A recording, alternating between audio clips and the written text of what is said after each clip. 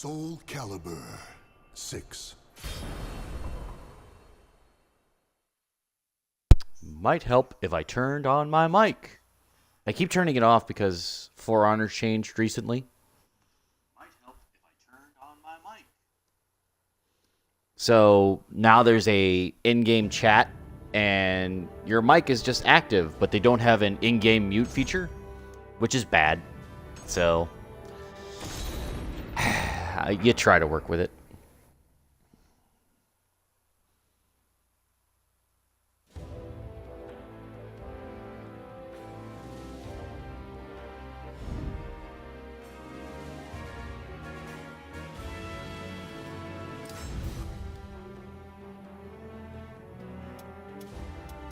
Oh, we've got a few things going on here. Taking on the world, Knights of Wolfcrone. Might as well do all these little side things that are just available to me for free. A rapier and a big-ass sword. Visited Wolfcrone King's Garrison, a merchant had told me about. There's soldiers that were dedicated to training. They were on high alert. Your opponents increased health but received more damage from critical hits, or critical edges. Approached the Royal Wolfcrone Garrison. The sounds of busy fortress grew louder, clashing metal and whinnies of horses. The people shouting. Here I come! Yeah! A youthful swordswoman shouted as she thrust her rapier at a giant of a man, who deftly shifted his huge sword to parry her blow. Your attacks are easy to read. You won't last 5 minutes on the battlefield like that, especially with a rapier. Perhaps due to the garrison's proximity to the front lines, the troops seem to be undergoing heavy battlefield training. Huh? Hey, you over there. I've never seen you around here before. What's your business? Butts. That's my business. No, I'm kidding. Standing around watching these soldiers train may have been the wrong move. The man was obviously suspicious of me. My silence seemed to worsen matters as he narrowed his eyes. Are you mute or just lacking courtesy? Pfft, whatever. As long as you're here, how about you helping us train? Just say something if you'd rather not. Ha ha ha! The man's voice was cheerful, but his eyes told a different story. He was likely using this training excuse to figure out who I was and deal with me should I prove to be an enemy. From the looks of it, he wasn't really going to take no for an answer. I decided to give him exactly what he asked for and raised my weapon. And then I proceeded to beat his ass. Because that's what I do.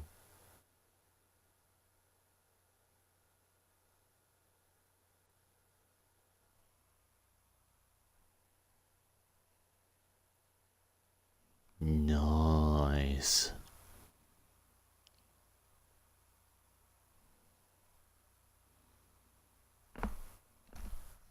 Ugh, I didn't need that neck anyway.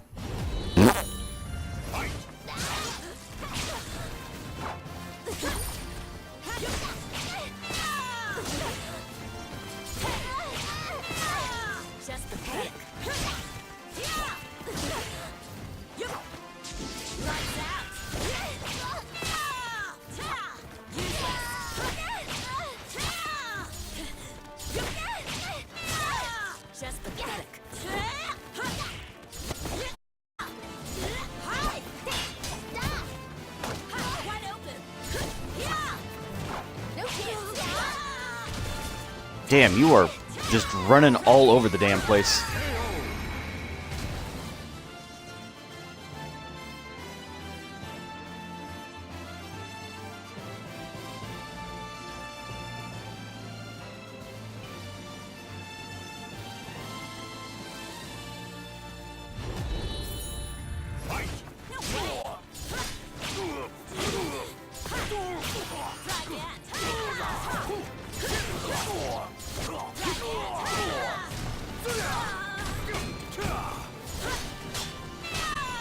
I tried to go for a critical edge, and he perfectly hit me before I could activate it.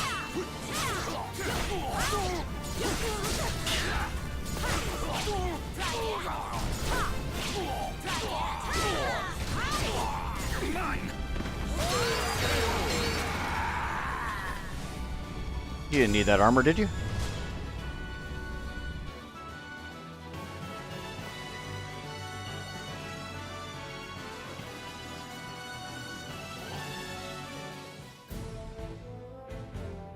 Phew, you're not even out of breath after taking us both on.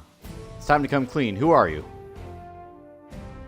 Hello. Oh, so you guys started without me. Hey, Lilith. What's with all the fuss? Why didn't you tell me tell them I sent you here? Hey, I know you. Wait, you two know each other? Of course. See, Lilith, just like I told you, they're pretty good, aren't they? So you're vouching for her. In that case, sorry. I thought you were a spy for some other kingdom. I was about to order you arrested. Sorry. But I've got to say, I'm impressed. You've got some serious skill. If you joined up, I bet you'd get promoted to Silver Wolves and fight alongside Queen Hildegard before long. Wow, she's that good? I'm so jealous. It's my dream to serve Her Majesty's side and learn her Grob Eberschaft style for myself. Hey, Lilith, if you're interested, I'll write up an introduction. Think about it. No, please. Lilith here has her own battles to fight. I sincerely doubt she'll drop it all to join another's cause. Will you, Lilith? I see. Well, that's a shame. A strong ally would make Queen Hildegard's life easier for sure. She needs every bit of help she can get. Her Majesty is younger than me, but she's working so hard. Hey, how about staying here at the garrison tonight? I bet you could use some rest. That night, the soldiers of the Royal Wolfcrone garrison feasted and laughed with me to commemorate our new friendship. Although sad that we wouldn't be fighting side by side, the soldiers wished me good luck and victory on the road ahead. I then proceeded to stab the rapier girl in the head. Oh.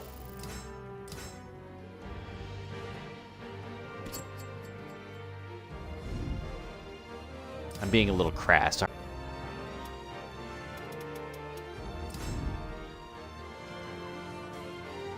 Fires of Hell. Nightmare. Oh God. Level 75? Nope. We'll do that a little bit later, but not right now.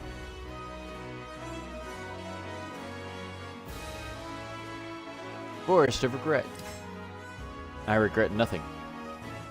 Oh. You called out to me as I walked the streets of Yangguang. Apparently, he wanted me to meet someone. Only combo attacks are effective, and your opponent's attacks damage through your guards. And we're on equal level. Shit. During my journey, decided to stop by Yangguang once more. Had changed so much since better since I was last here.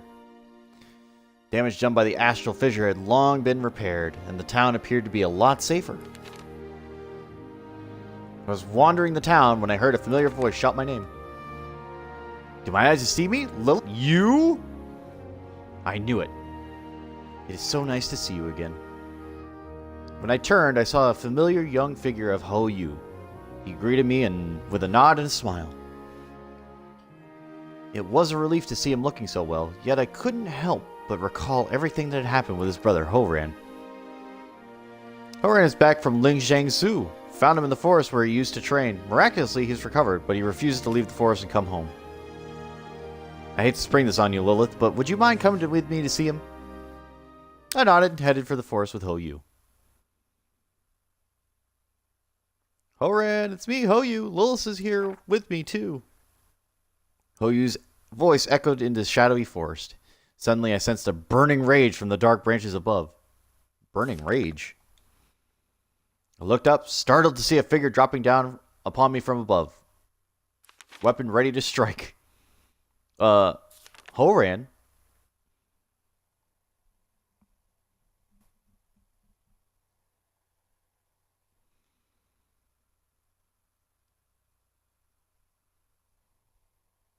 I don't like this.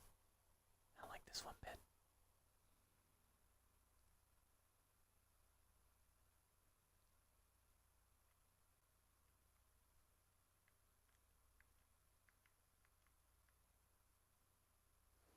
Battle 1. Fight!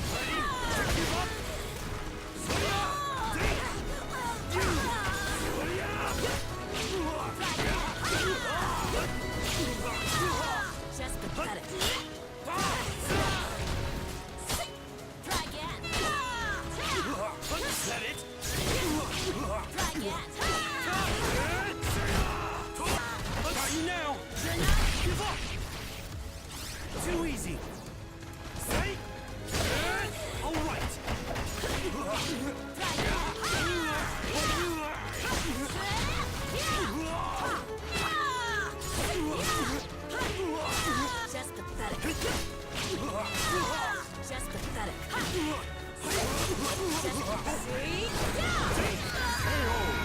Ah. Battle 2. Fight! You got no.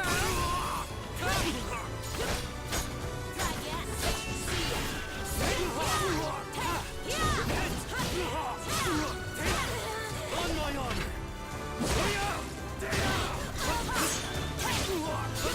Now! Give up!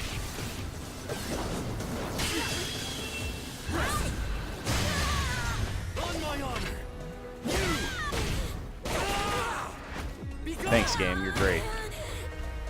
Need help? Prepare to die.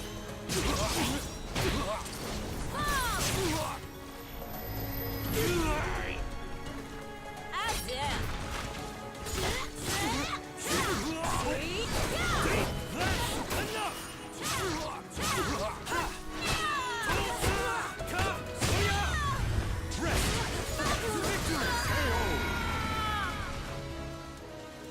The soul of a warrior All right, then. now lays here to rest. Again, this is why I don't want to fight a pole user with this particular weapon set, but I don't have much of a choice because I haven't bought anything else either. And the higher level of weapon, the more it costs. Battle 1. Fight!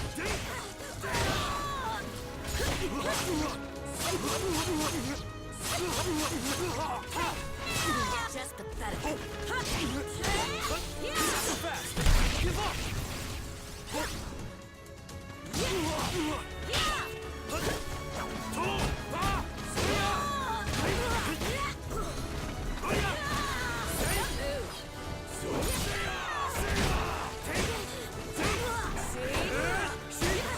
On my honor!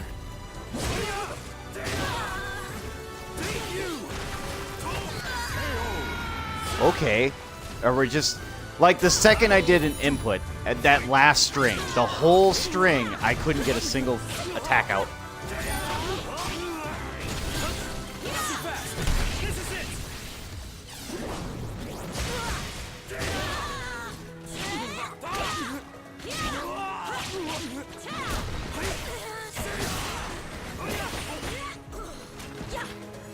You got nerd. No.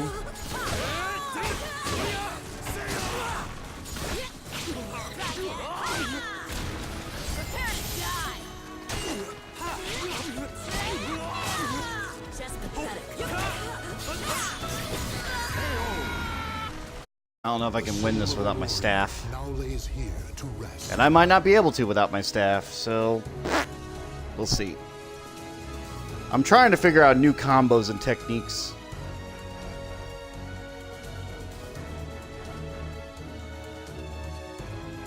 Battle 1. Fight!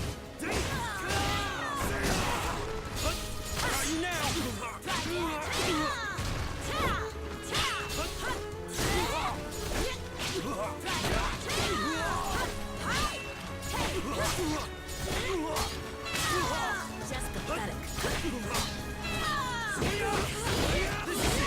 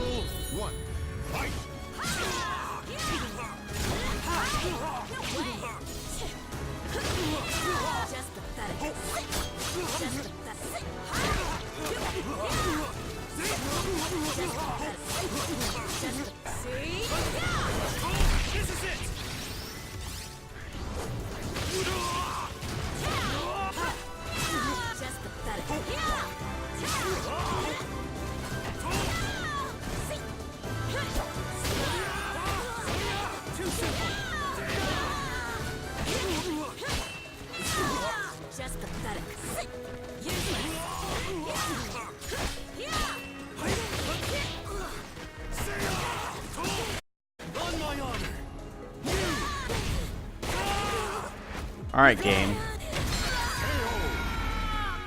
Why did that do so... Oh, right. Battle to Wait a minute. So my don't do more damage than do? Is that what I'm getting? You got nerd.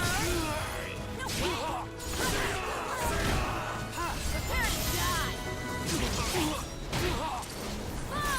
That's what it seems like. As if. But not so fast. Get it? This is it.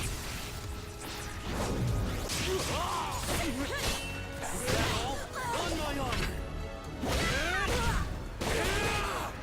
Be gone. Need help? Try again. Try again.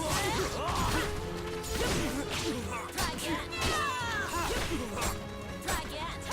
Are you now? Are you now? Give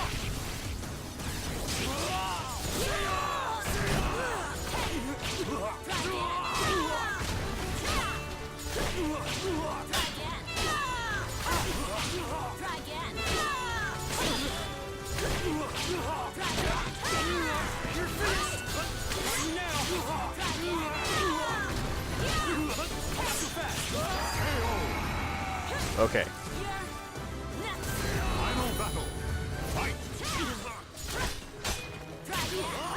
I'm just bread and buttering this, if you couldn't tell.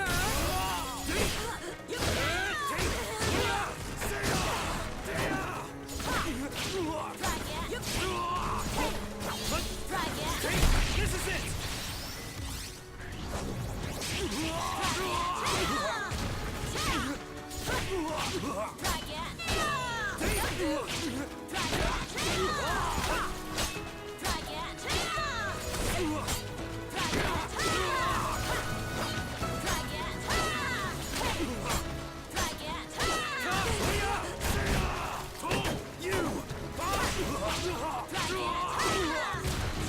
I'm using what works because it works. That's enough.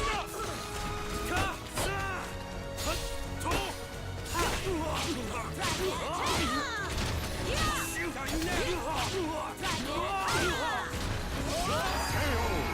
Good.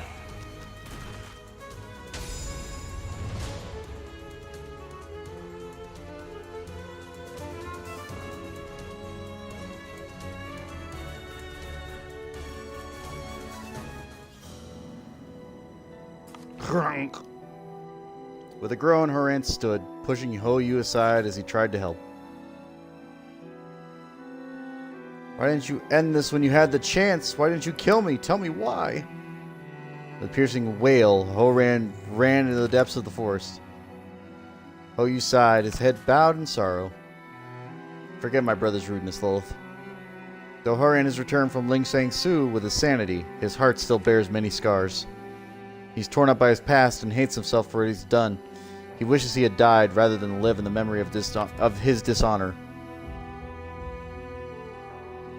Once we left the forest, Ho-Yu finally smiled.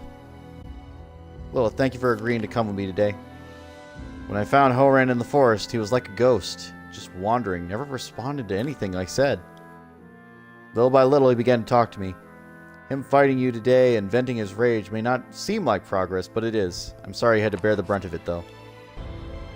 Told not to worry, I was happy to help. Though anger and bitterness rule him now, one day he'll be thankful he didn't die, and he'll move on. That's the type of person he is. I believe in him. He's my brother, after all. Ho-Yu told me he would stay in the forest till morning. With that, we parted ways.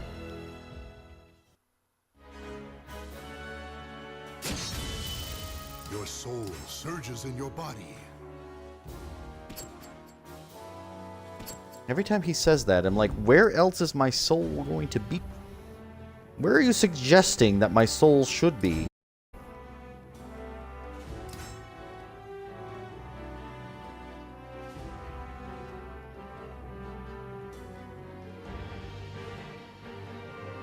Our organization brought word of another astral fissure. What sort of berserker would we be facing this time? Only soul charge attacks are effective. Are you shitting me? Well...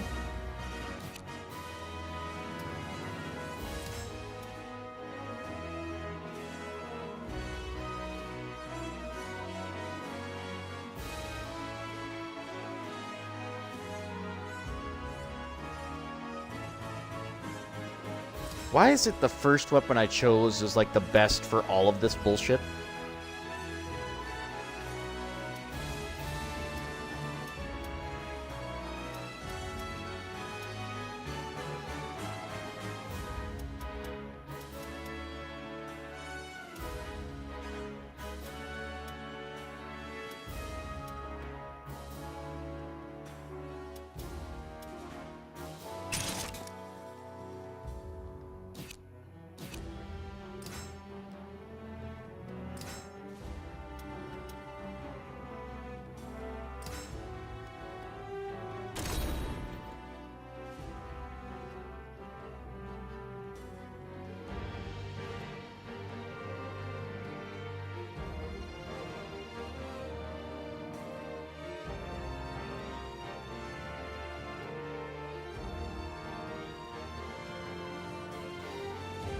Again, might as well use a character that I'm semi-competent with.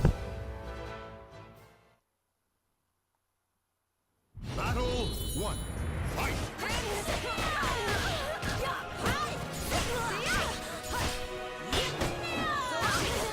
Here we go. Let's go. Game steal. This one kinda hurt.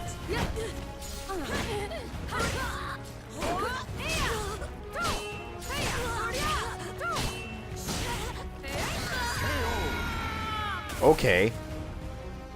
Just, yeah, auto parry. Ooh, what fun. You've got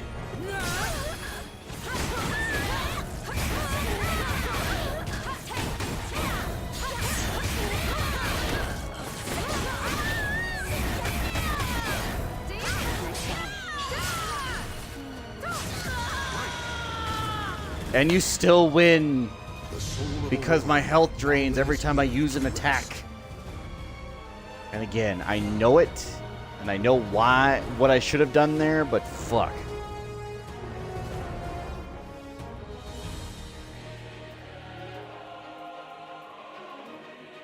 Battle 1. Fight!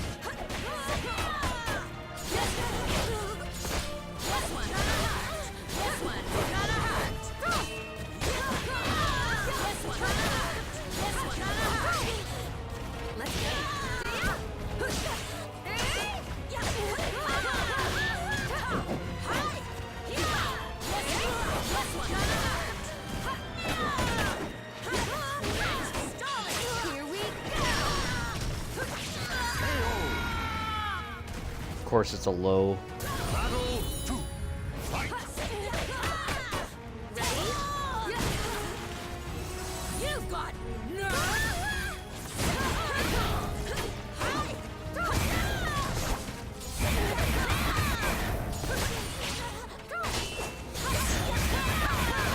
not yet. Prepare to die. Now behave. Oh, game. Is this going to be the rest of the game now? Anytime I have to fight anybody at a boss level, it's going to be like this?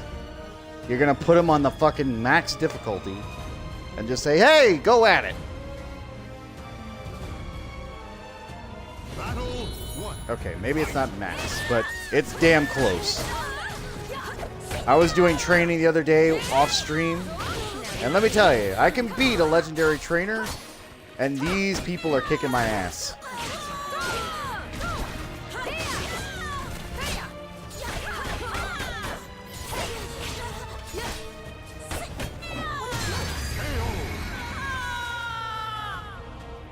Battle 2. Fight! You've got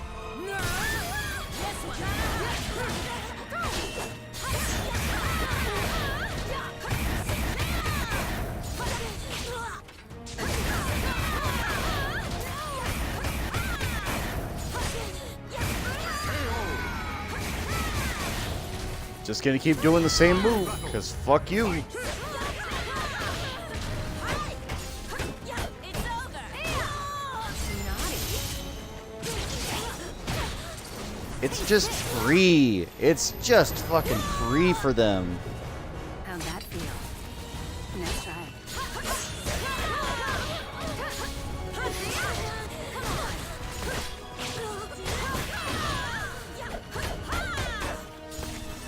See? Nope, get back.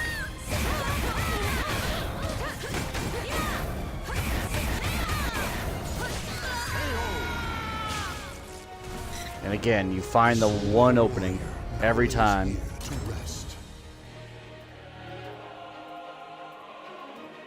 I've got to get it round one. I've got to get it round one. The problem is I've got to fucking stall it out. Battle 1. Fight. Somebody. Could we, no, not have this shit go on? This'll be good. Behave.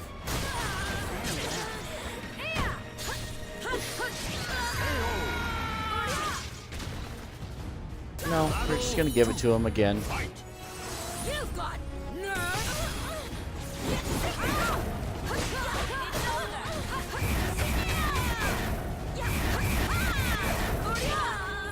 Naughty.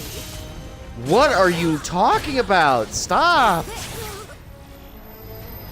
my guard? How'd that feel? Ready? It was fun. What game? What are you talking about right now? Now lays What are you even fucking talking about?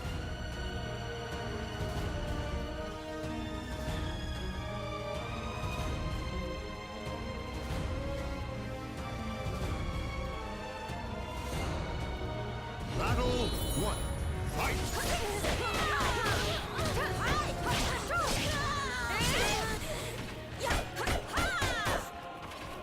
Somebody. Pain. This'll be good.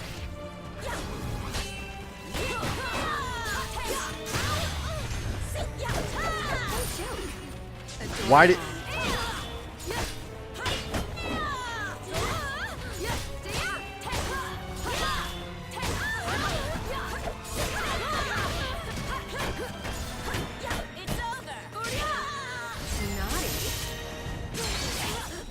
Every time. Every time they get that fucking uppercut on me. Every fucking time. And I can't do anything about it because I can't plan around that. You've got nerve. Adorable. You're not. Here we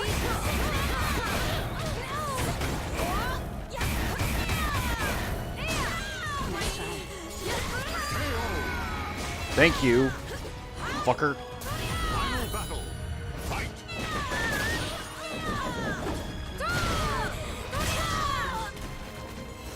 You've got. No. Back up.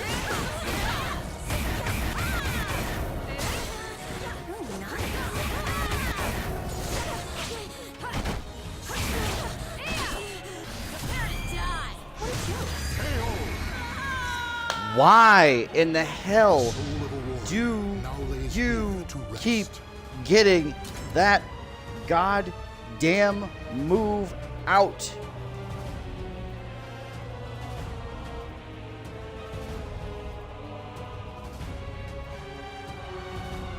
Battle 1.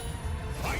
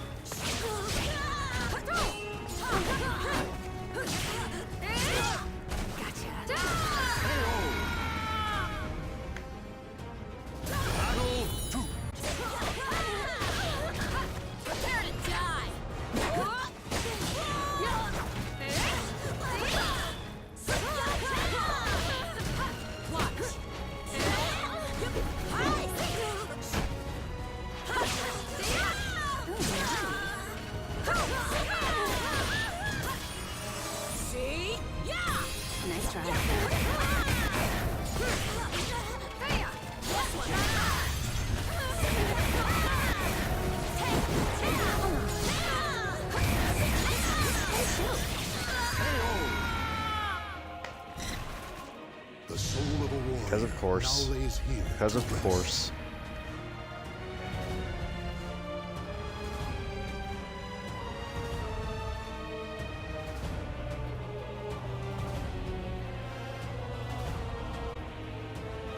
Battle 1. Fight!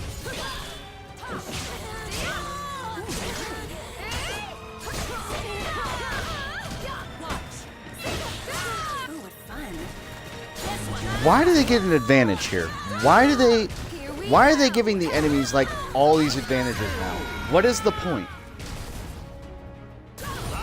Was it because they thought it wasn't difficult for me or something? Did they get that mistake? Is being technically good at the game not good enough? I have to be even better, like God tier. Want more?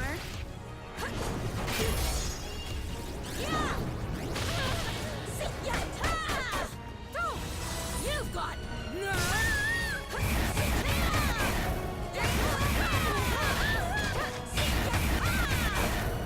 Naughty. Let's go. And you ducked it. Because of course you ducked it. Of course you got the lower. Now lays here to rest. What the fuck? What the fuck?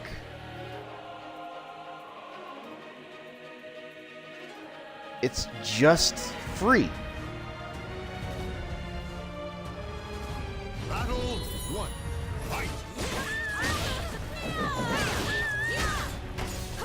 Like, if I play ranked, you're not going to find anybody who reads inputs this hard.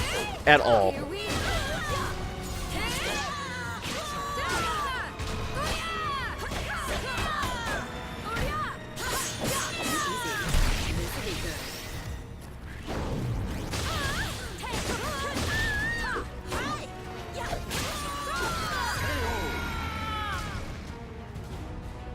Battle 2.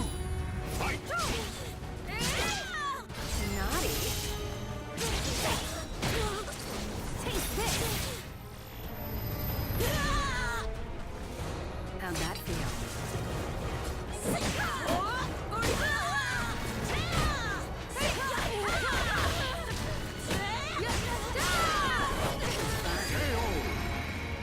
No, game, you can really just fuck off. Soul of a warrior now lays here to rest.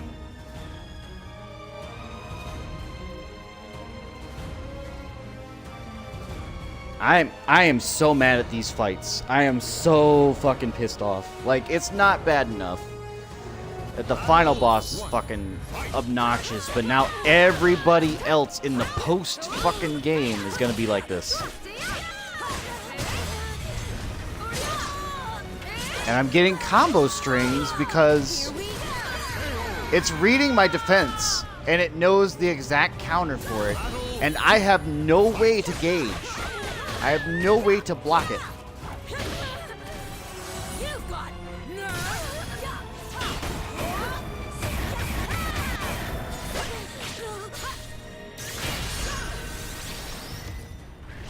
way. Somebody loves me.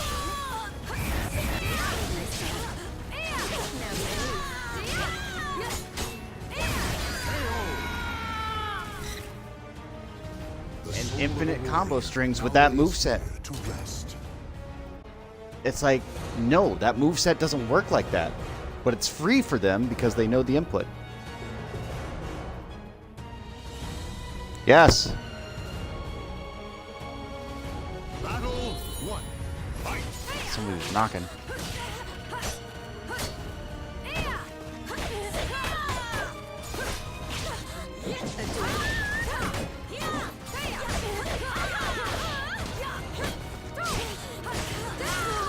fun.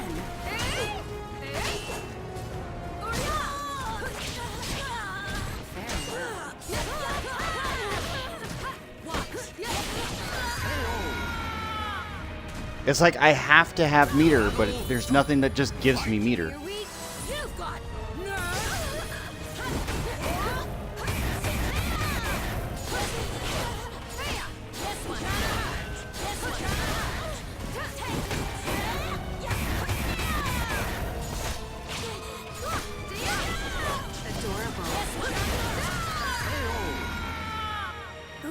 And it's a perfect dodge every time. It's perfect. Now lays here to rest. Every time.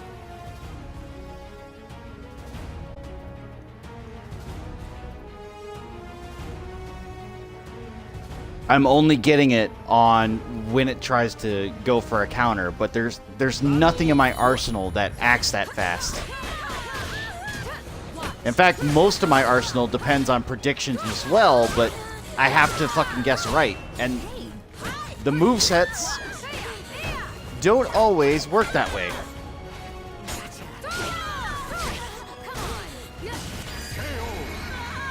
Like with that upper, that didn't have to be a lower spin at the bottom. That could have been a fucking vertical or anything else.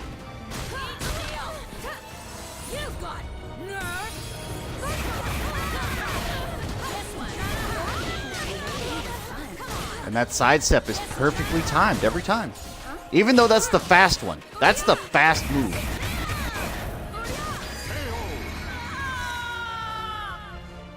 And it just knows.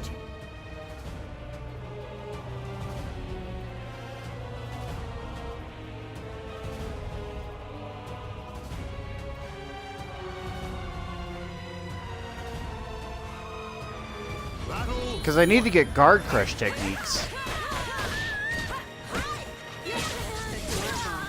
But the ones I have are so limited. And there aren't a lot of, like, vertical or horizontal fucking guard crushers at all. And the ones that are existing, like, they fucking take forever. And then they punish. These bots punish. Because they know the input. They see me doing it in.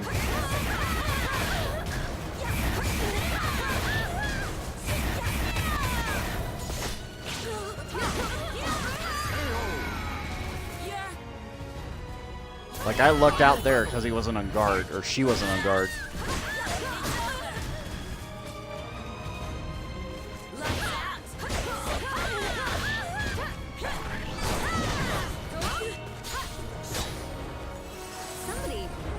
Oh no.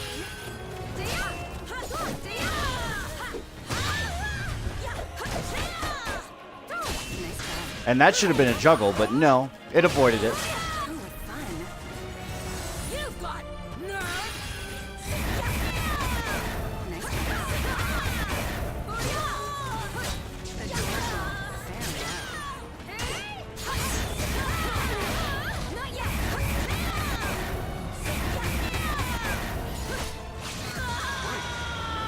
There's nothing I could do because it was a low, and I can't drop. I've got my mid guard up, and I have to get down, which I can't do after that first attack. I have to fucking counter it, but there's nothing I can really do there because I don't know what the next attack string is going to be. It could be anything because it's a combo set.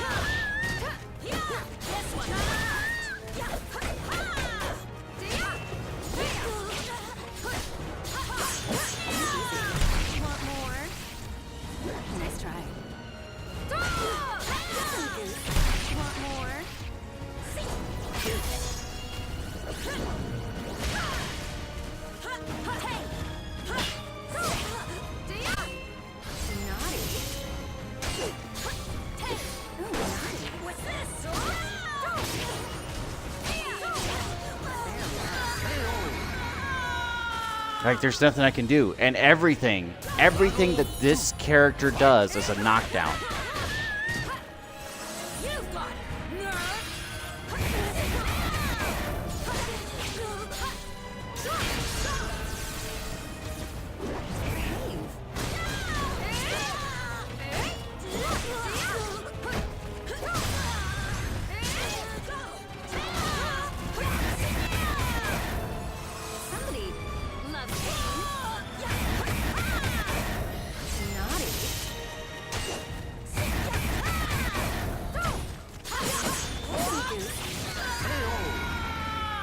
Like, that's what I'm talking about. Like, their reversals are perfect.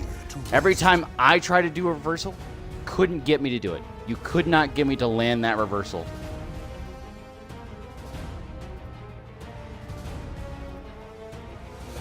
I guess I could just circle the ring, but even then, the horizontals are gonna get me.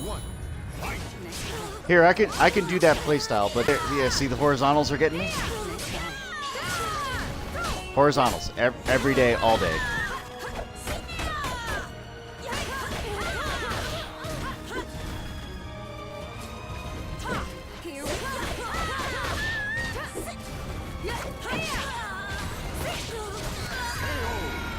And you might be wondering why that move exists where I can lie on my back. It's so I can get the setup for my supercharged one. Nice try.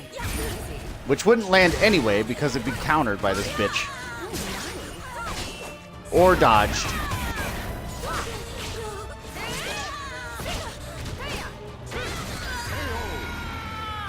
That shouldn't have hit me.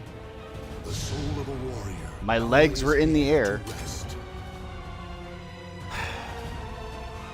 I'm losing my invisibility frames. I've got nothing to get out of close encounters. Because the combos, the strings for Sophidia in particular, and I know them well, is that she does have good punishment on the close range, for sure. Because she's fast. The weapon she has is super fucking fast.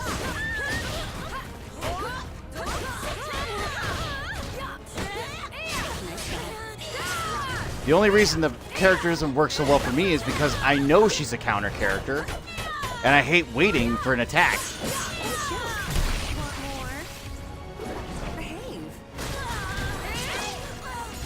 God fucking damn it.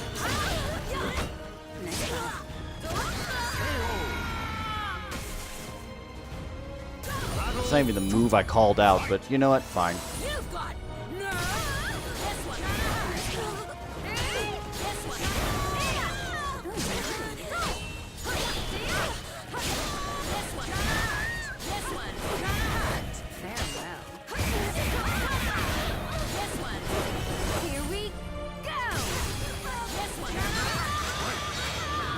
Good. That was lucky, because any side attack would have done it.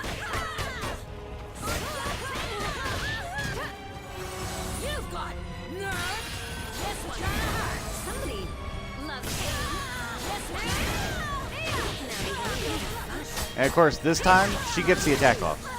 Yep. Yep. Yep. Yep. Just fucking perfect. Now lays here to rest. And again, I do have my guard up for the mids, and I try to get down for the lows, but I'm not fast enough to react to that swing. Battle 1. Fight.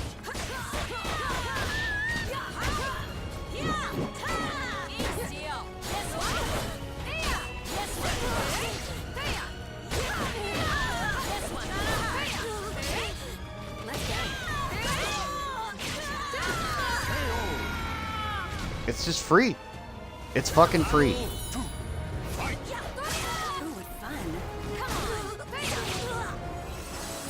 No, get the fuck away from me right now. Get the fuck away.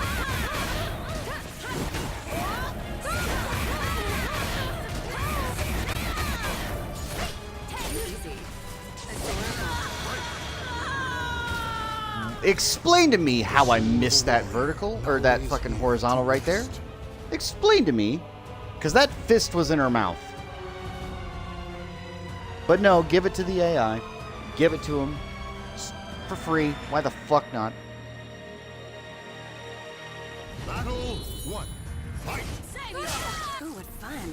Come on. You got me on the backdash. Are you shitting me right now?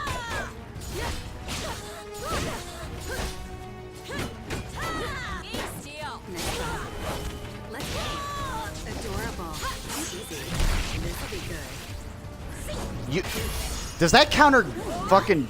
Oh my god. I can't believe that counters throws.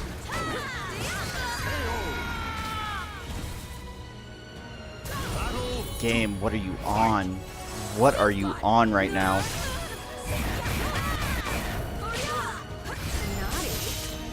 I can't even punish. I can't punish the run-in, and you're seeing it. Like, it's a fucking encroaching, or, an active guard on the attack frame. Like, that's me doing a counter during the strike. And it's like, no, you got negated. Why? I did mine first.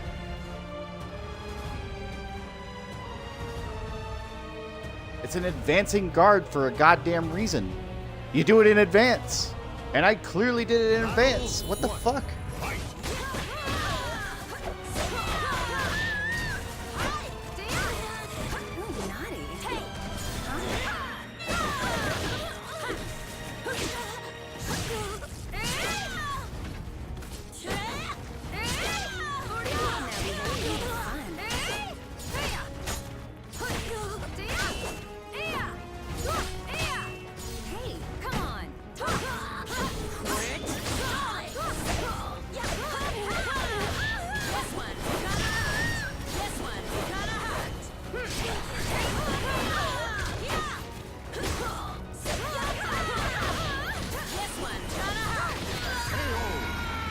So you notice I did some mix-ups there? I got her down to half health. She should have been dead.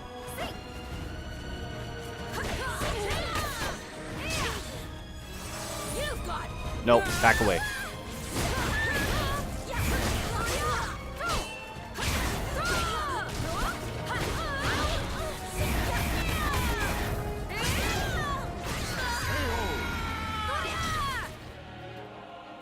And even though my soul charge does a lot of damage, it drains so much of my health on fucking block. It drains so much.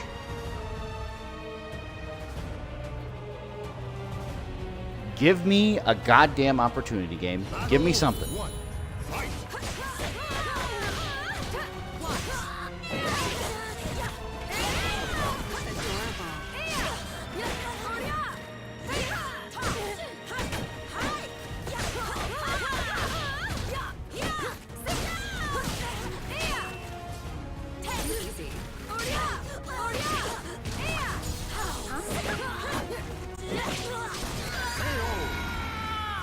That was me trying to do an advancing guard. You see what happens. Like, it either denies or doesn't allow it.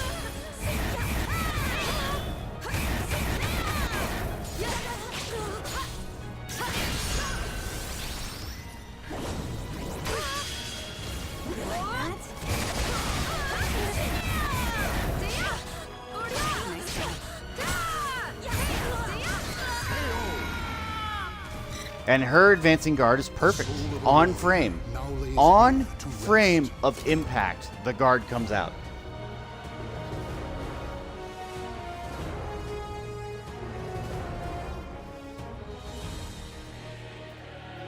Like, how do you get around an input read? You don't. You can't win.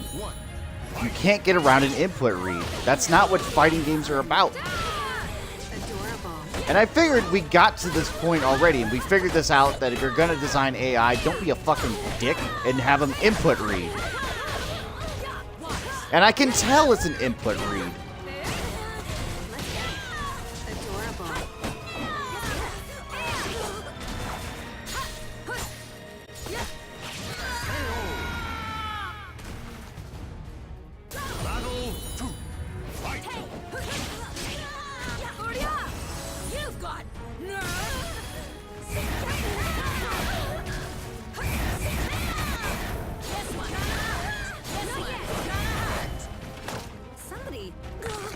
Oh, of course you get it. Of course you get the grab. Of course you get that grab too! I'm doing attack commands to get out of these fucking strings, and it's just like, no, you didn't get it. Fuck off.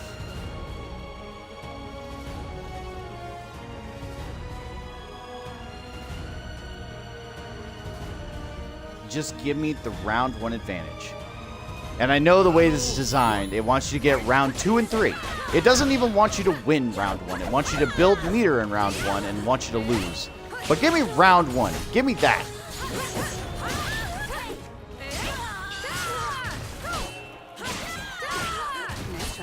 Why do you do so much fucking damage? Why do you do so much?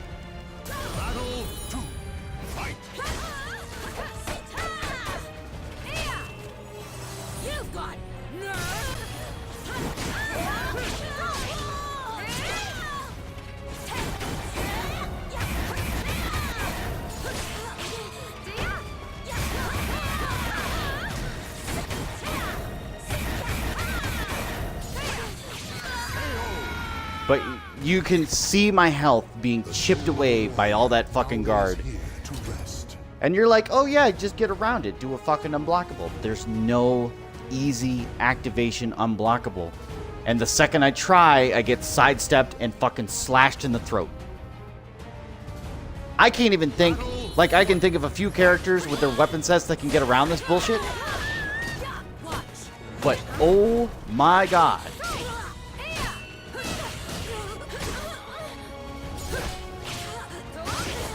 Here we go.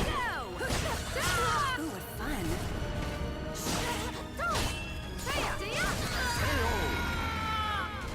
I was trying to get a grab 3 times there, every time. Every fucking time. You wanna know what happened? I got fucking smacked in the face.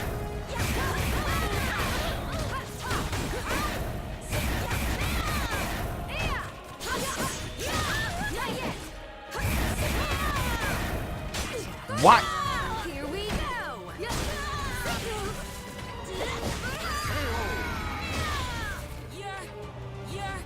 Final battle. Fight.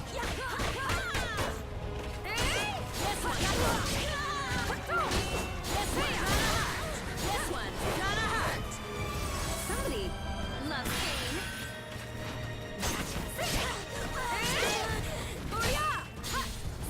This'll be good.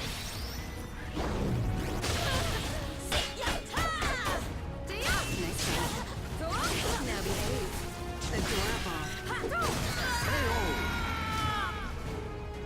Perfect. Frame perfect. Frame perfect dodge. Now lays here to rest.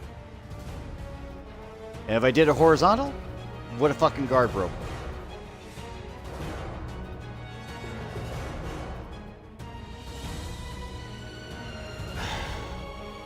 Battle 1.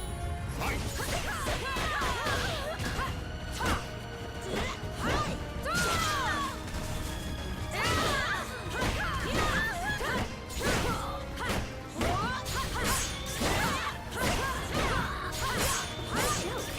This'll be good.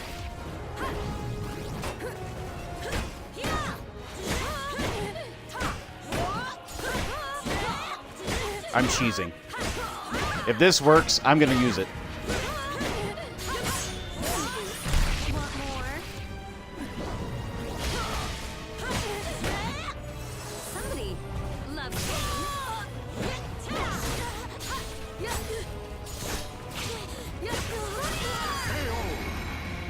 Here we go. I built a lot of beater. Battle 2. Fight.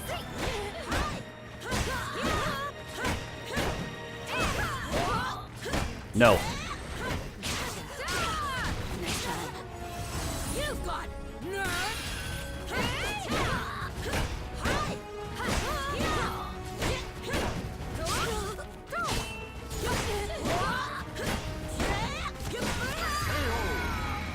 Yeah, not so easy to punish that one, is it? Final battle. Bitch. Fight.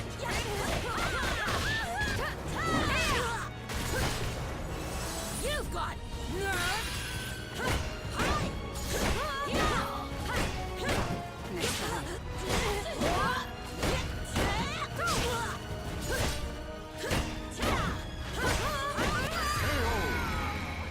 I can't believe it. That was down and fucking vertical the whole time. That was down and vertical. That's the sort of bullshit cheese I hate. That is the sort of bullshit I hate. I hate that. Because it's like, it's got to be something stupid. And I figured it out. It's like fucking downverts. Downverts to punish. That's the dumbest fucking way to do that fight I've ever seen in my life.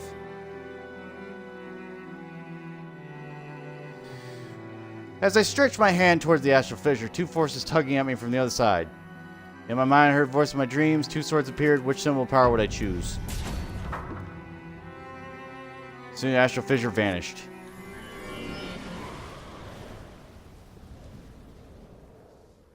Are you just going to give me the sword now? That's the only way I will accept that this battle was a thing. If you just give me the weapon. Your soul surges in your body.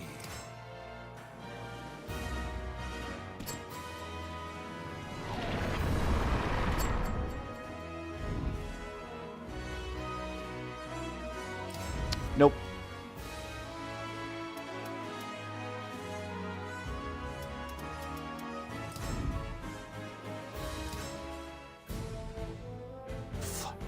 Hey, Lilith, Lilith. Turned to see where the voice is coming from when I saw Dion.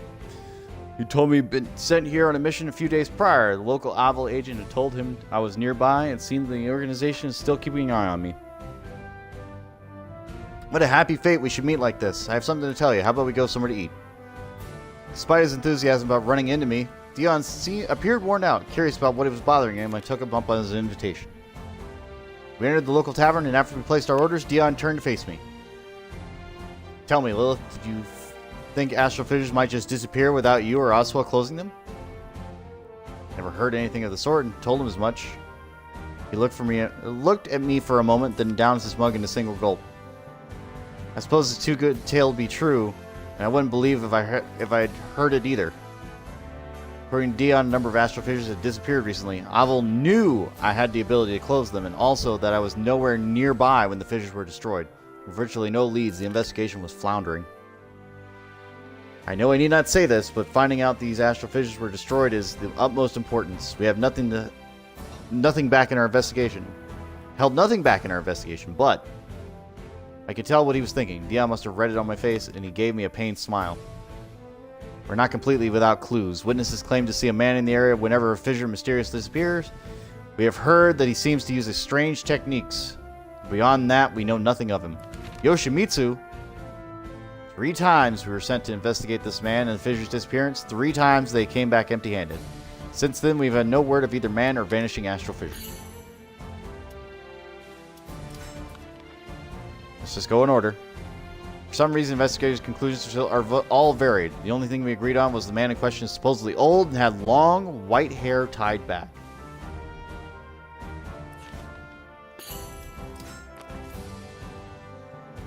The team managed to locate white-haired man and set a trap. They moved in to capture him. He turned the tables and defeated them soundly. Contrast reports to the first team. They claimed the man was both strong and youthful. It seems hard to believe both teams had dealt with the same man. So it's Geralt. Never mind. I thought it was Yoshi, but oh well. Lack of results was troubling, so I decided to lend my aid to the third team. We tracked a white-haired man to the Himalayas, and we finally caught up with him. Dion paused for a moment, his expression troubled. We found him, or at least, I think we did. I remember asking about astral fissures, and then he muttered something under his breath and held his hand up to my face. The next thing I remember, he was gone. I'd let him go. He let the man go? I looked at Dion in disbelief, and he just shook his head in response. The only thing I remember clearly were his eyes. They were sharp, strong, brimming with resolve. His face remains shadowed by my mystery. Perhaps he used one of these strange techniques on me. Alright, Geralt. I have a thought. Dion began to speak quickly and with great excitement. Perhaps his drink was loosened his tongue. Once came across an ancient text in Avil's archives spoken of an old man in the Himalayas who wielded techniques similar to those of the white-haired man. Perhaps if this is a sage were somehow still alive today, he and his mysterious powers could be responsible for destroying the fissures. Don't look at me like that, it's just a theory. It's far more likely the reports are wrong and the astral fissures were destroyed, never existed in the first place. He paused for a moment, then shouted for a stronger drink. We talked enough of work. Tell me what you've been up to since we last met. Natalie is as she always is. Okay. Dion quickly shifted the conversation from catching up to complaining about Natalie. If he hadn't eventually passed out, he probably would have talked until his tongue fell off. Our meeting was fun, but I had places to be. I left snoring Dion a note and departed the village in the morning.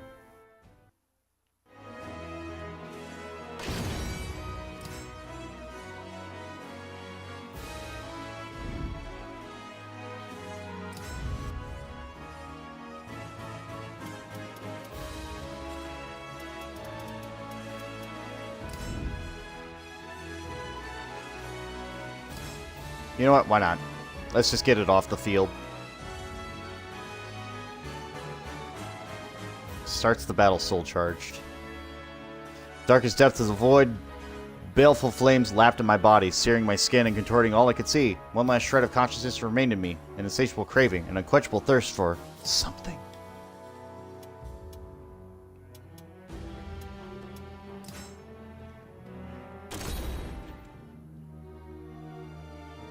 Suddenly my ears rang like a blacksmith's anvil, and my body felt hotter than molten iron as I was torn from my rest.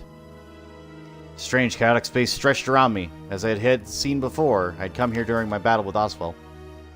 Standing before me was a figure wreathed in demonic fire, gripped a cursed blade soul edge, and was glaring at me.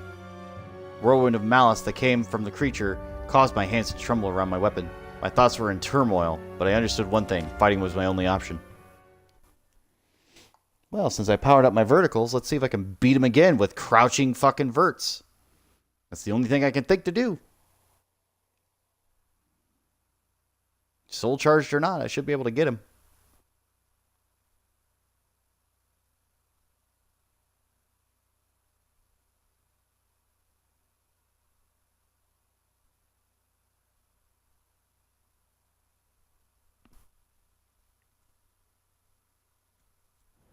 Battle 1. Fight!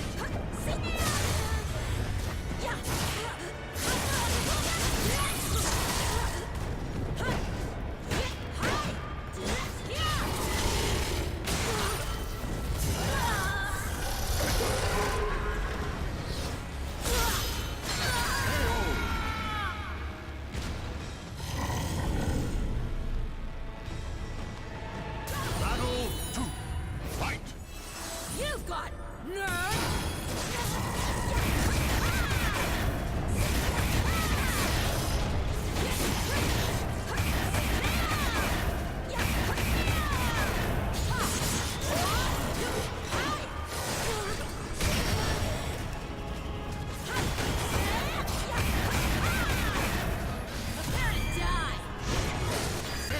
What?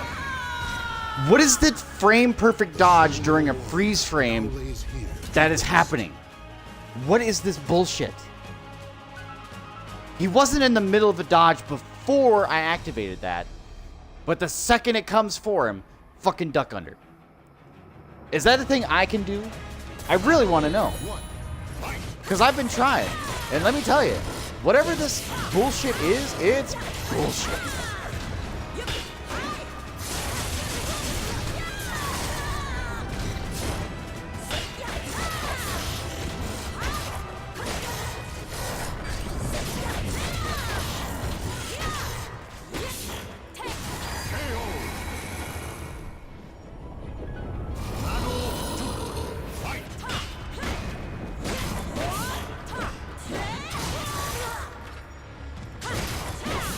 No. No. No. No.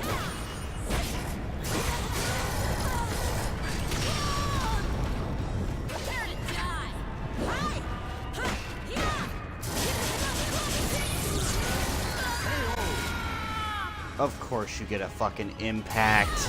Of course.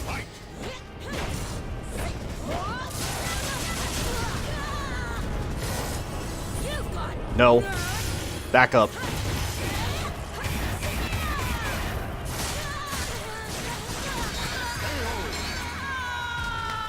Why is it fucking free for everybody? Now lays here. What is the deal?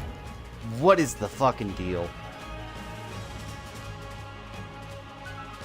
Again, I know it's punishable. I know it's punishable. I get that. But these are too perfect. These combos are too fucking good.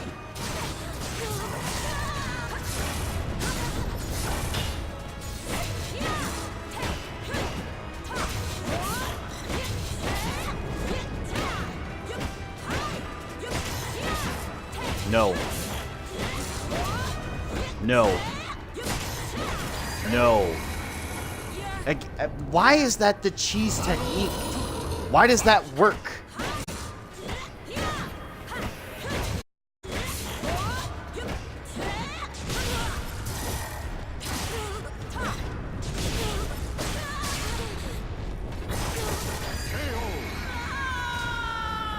You shouldn't have got any of that. Battle. Fight! You've got nerve!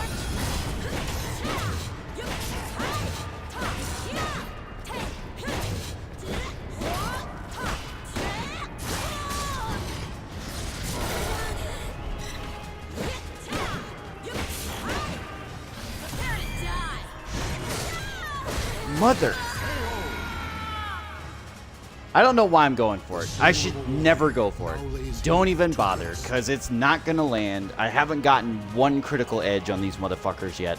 I'm just going to stop. I'm just going to stop going for the crit. Soul charge, fine. Crit, never. Never again. Not once.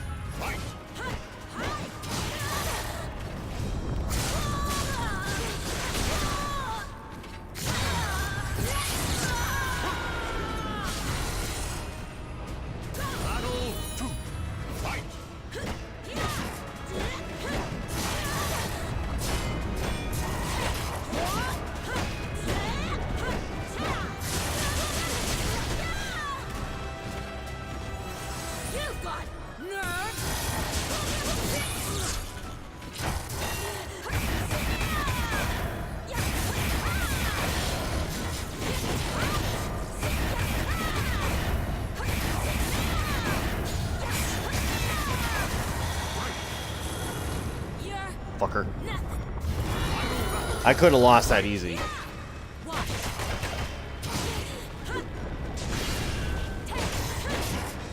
No.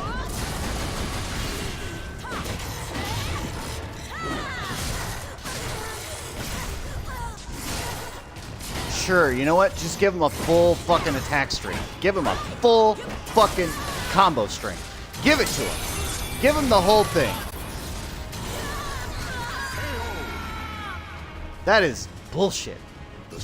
A string throw, which is unblockable. This is a command throw. These are 2 command throws back to back. I just saw 2 fucking command throws right back to back because of fucking wall bounce. That's some bullshit. Battle 1. Fight. Oh my god, just stop. Just fucking stop.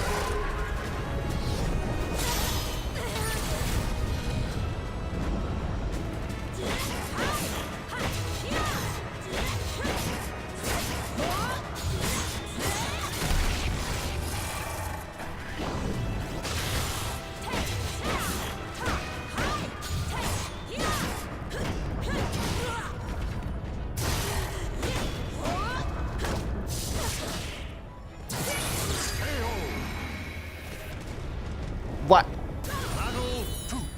Fight.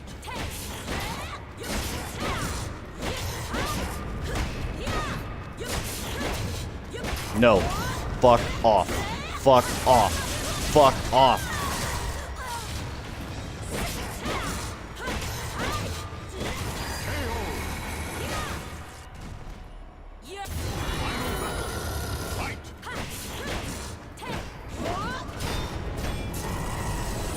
Nope, back away.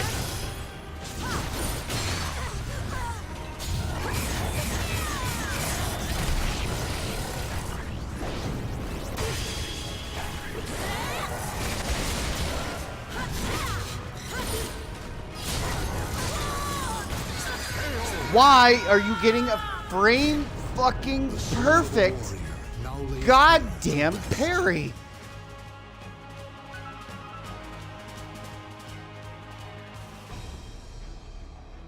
Why, game? Why the fuck? Battle 1. Fight.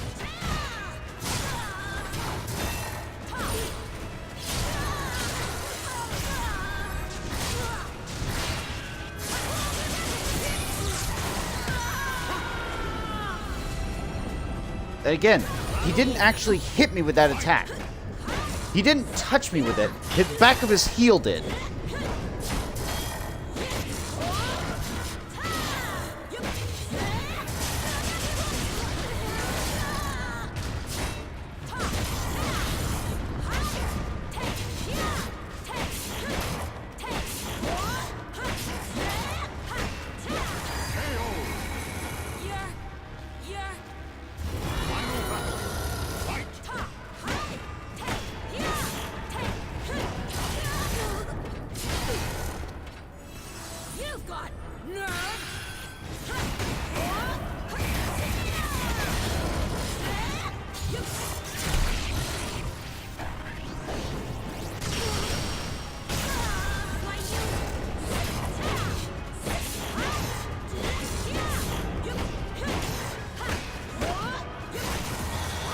No.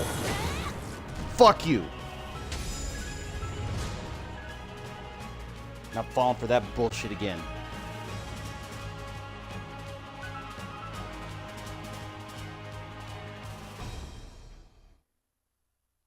That's dumb. That's dumb. Again, I like this game. I like competitive, like playing online and all that sort of stuff. This bullshit. I'm not in a challenge tower. I am doing side missions, and I get it. There are side bosses, but when you fucking make it almost goddamn impossible, that is not fun for anybody. It is so much bullshit. And the reward that you get for doing these things is practically nothing. It's basically bullshit. Like, you get food, right? You get weapons. Can you transfer those weapons out? No. Does it do anything for any other character? No. What's the point? What's the fucking point? There's no reward to be had here. If this unlocked fucking Soul Calibur, Soul Edge, any of those weapons, and said, you know what? You did it with this character. You've unlocked it for everybody who uses this style. I'd be like, fine, that's great. I'm having to do this multiple times, and I've got nothing to show for it. I get more gold, but what the fuck does that do for me? Not a hell of a lot. And the gold isn't even sufficient. It's bullshit. I hope they fix this. Because this is some bullshit. Again, I'm going to go back to arcade mode, and I'm going to look at that, and I'm going to be like, yeah, I'm having a great time, and then I'm going to remember this shit. Because I was having a fine time before. Because it's like, alright, fine, there's a gimmick to certain fights, and it's just like the challenge towers of old, and you had to climb the tower, defend the tower, into the dungeon, all that sort of stuff. And you had different things that had different challenge modes. So like the Colossus fight, where I had to knock it off, that's not actually new. It was just a challenge tower thing. And that's fine. But fuck. Like, just fuck with this shit. It's like, okay, they're always supered. They have full gauge. And their attack power is off the damn charts. It's like, if they get 4 hits off on you, you're dead. Meanwhile, you do chip damage, and the only effective damage you can do is while you're soul charged. Which is bullshit. That is the dumbest thing. You don't give me meter. You don't give me infinite soul charge. Why would you make that a mission objective? Anyway, when I came to, I was lying next to a campfire. Was it only a nightmare? Fucking hope so. I was certain I could not miss it or be dismissed so casually. Felt like it was being watched. I could still somehow sense the malevolence radiating towards me from those dark flames. Fighting off the feverish chills that threatened to overwhelm me, I stared at a sputtering campfire and waited for dawn.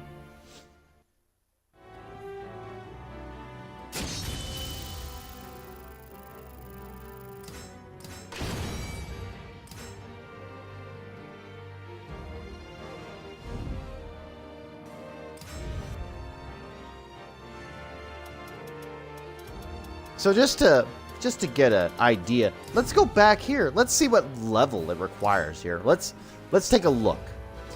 So there's one enemy, and they're using a knife. Fine. Awful organization member brought word of several astrophysics. What sort of berserker would you be facing this time? This is a level 50, right? The last one was a level 70. Both you and your opponent have a high likelihood of crushing the other's guard. See, that's balanced. We both have the same bullshit. Why wasn't the other mission like this? What was that other bullshit? Fucking... Ugh.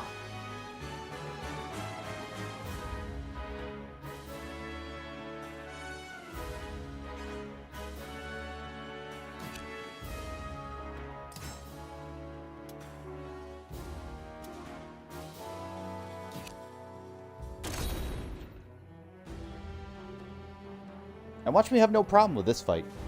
Because it's balanced. Because it affects both of us. Watch me have 0 issues. Or watch me get crushed. But at least it's balanced. I'm okay if I lose if it's balanced. And I bet you I can cheese half of these AI fights now with that fucking crouching verts.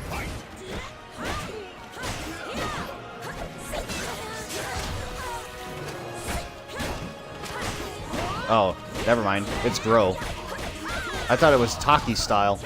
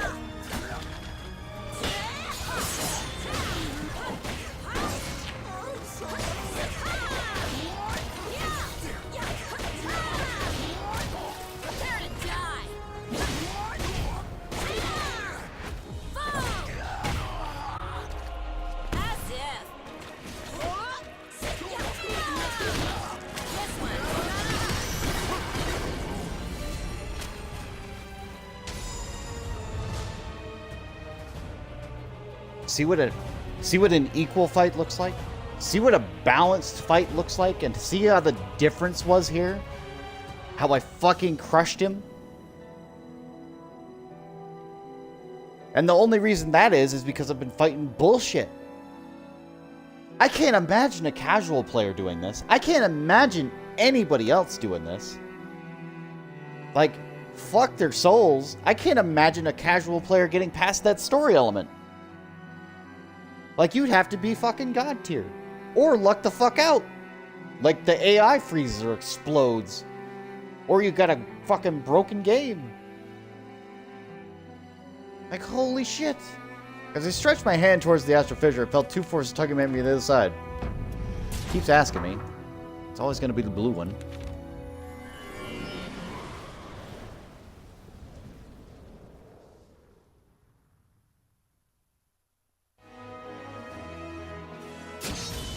Your soul surges in your body.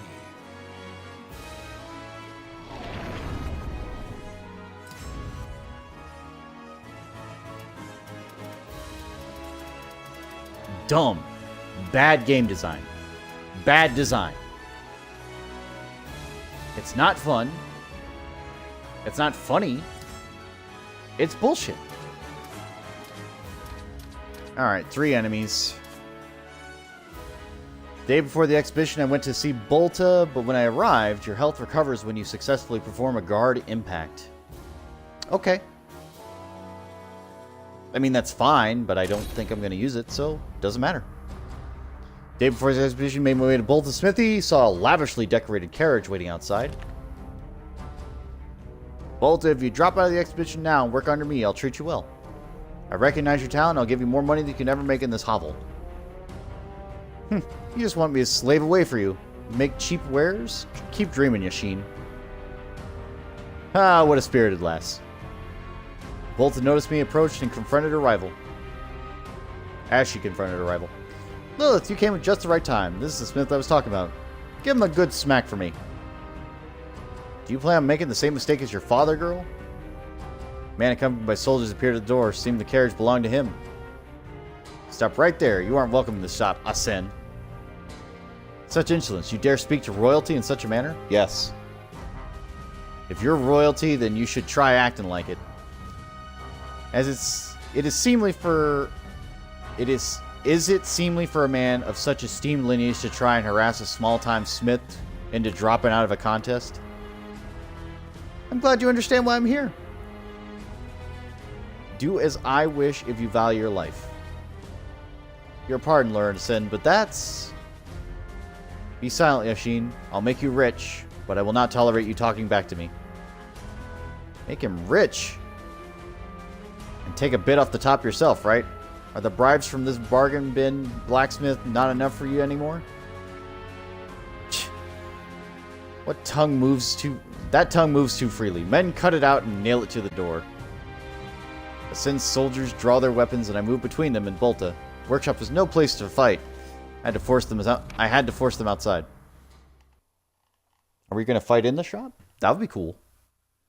I want there to be a custom level like that, but I doubt it. Also, another thing, I'm going to mention this now. No boundary pushouts or no knockouts of the ring is bullshit. Don't make these levels and then tell me I can't knock people out. Like by pushing them out of the ring. Don't design them like that if you don't want that to be a thing.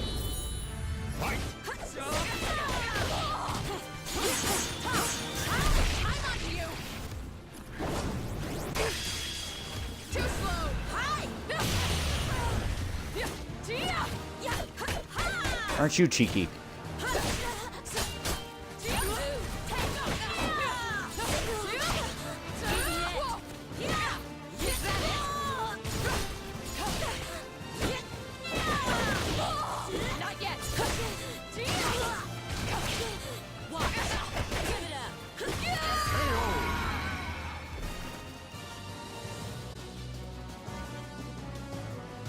It's actually fairly close. I was getting my butt kicked there.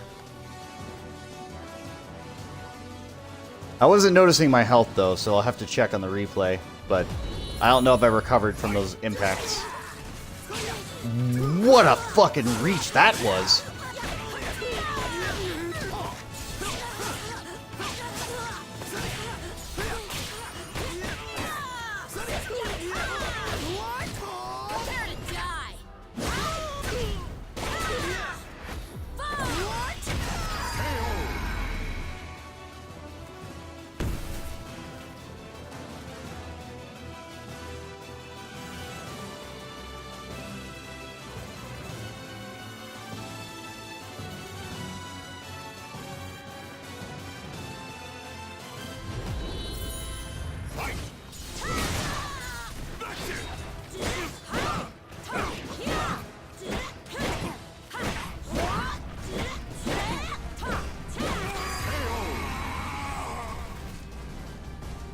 I don't know what it is about that single move, but it is the cheese of cheese.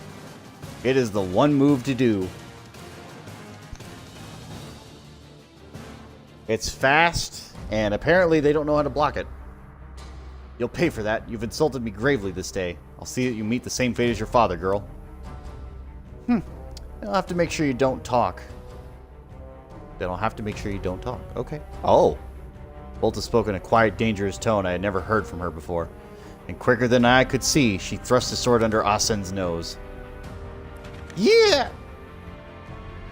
Wait, take it easy, Bolta. Lord Asen, let us simply return home. Machine supported a mercenary captain and led him away. If you're a real smith, let your work do the talking. Bolta was all right for the moment, but I feared for her safety. Next day, Bolton and the other competitors gathered near the final results of the expedition. Hereby commission you to craft weapons for the army, and grant you this royal shield as a mark of their station. Bolton had become a royal smith of the kingdom's army. She had won back the shield and the crest of King Saeed I, and with it her family's honor. Yes, I did it, Lilith. Actually, we did it. Bah, this cannot stand. Your Majesty, those two threatened Yashin and drew arms against me. A member of the nobility. Such rogues cannot be trusted with crafting the weaponry that could defend this kingdom.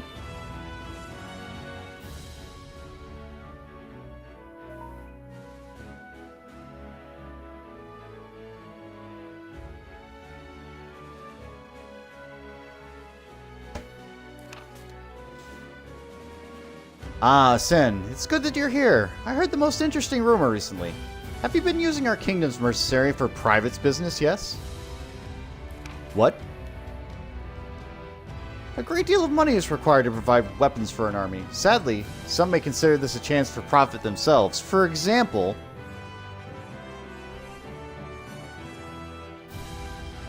people who use their mercenaries for personal gain.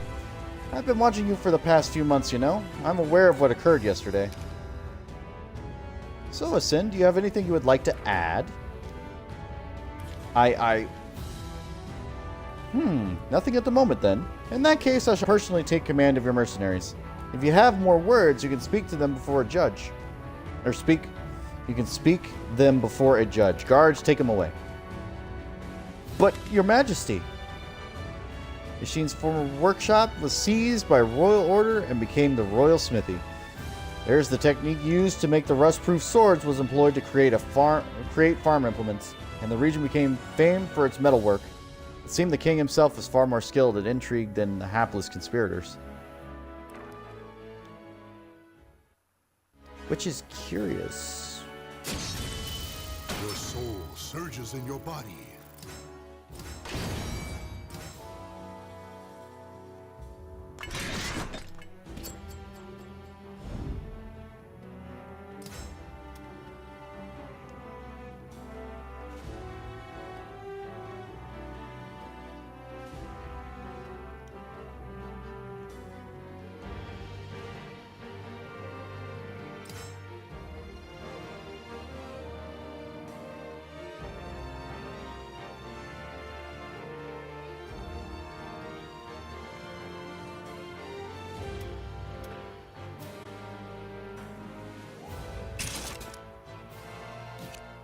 My level 60 weapon.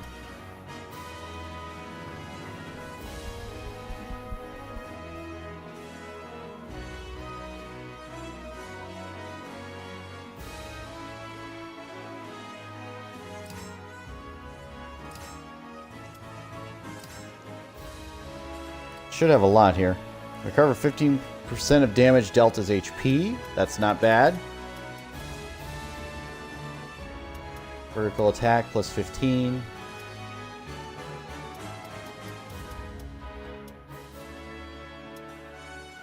Guard durability up. Auto grapple break. Auto grapple break.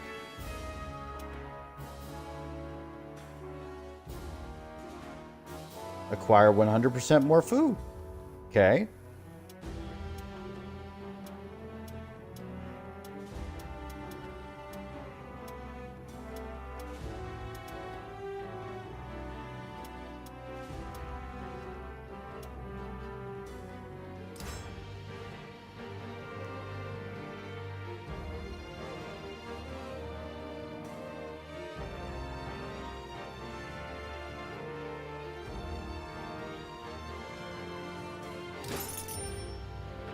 I'd say you were thinking about it a long time.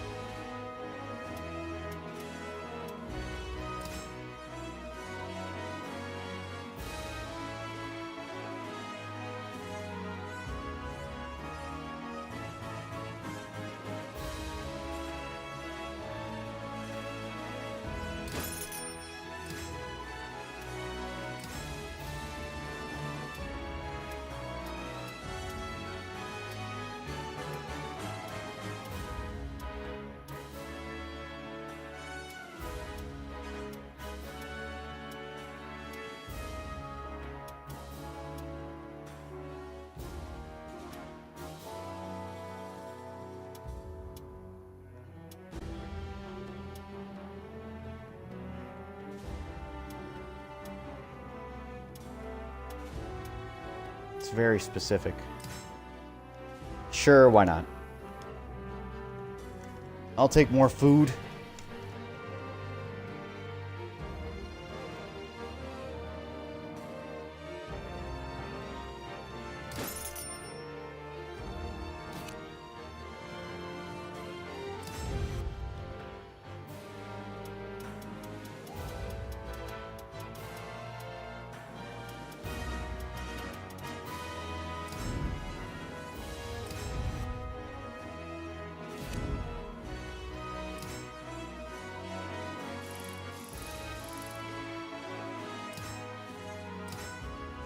Let's do it.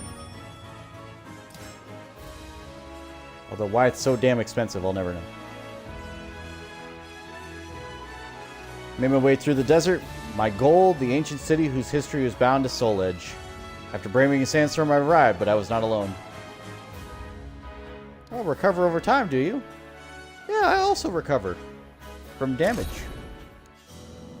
Which actually, that should counter my soul charge, which is also very nice if everything goes correctly.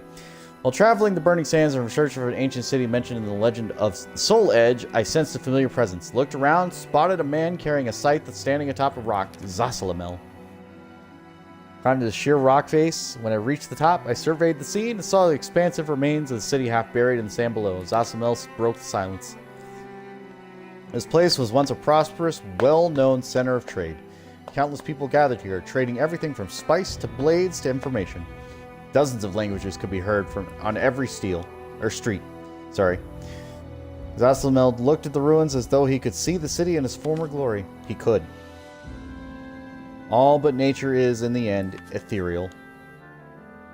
Zasalamel turned towards me, measuring me with his gaze, but for what, I did not know. You are another who's glimpsed the power of the two swords.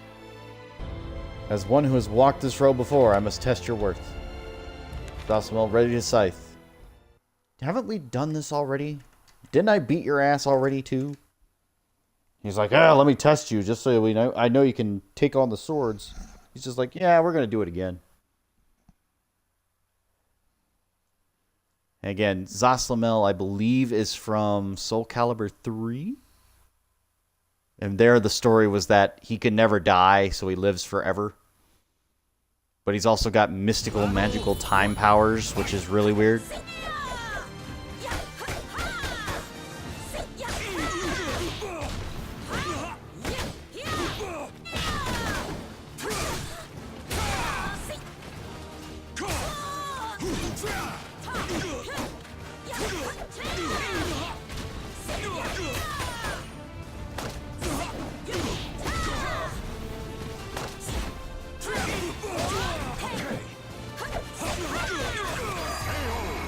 Okay, yeah, I am recovering health. I'll leave your hope in shreds. You shall die. I've waited for this. Yep. There's the time power. Abyss shall take you. Satisfied now? Know the power of the abyss. You've got nerve!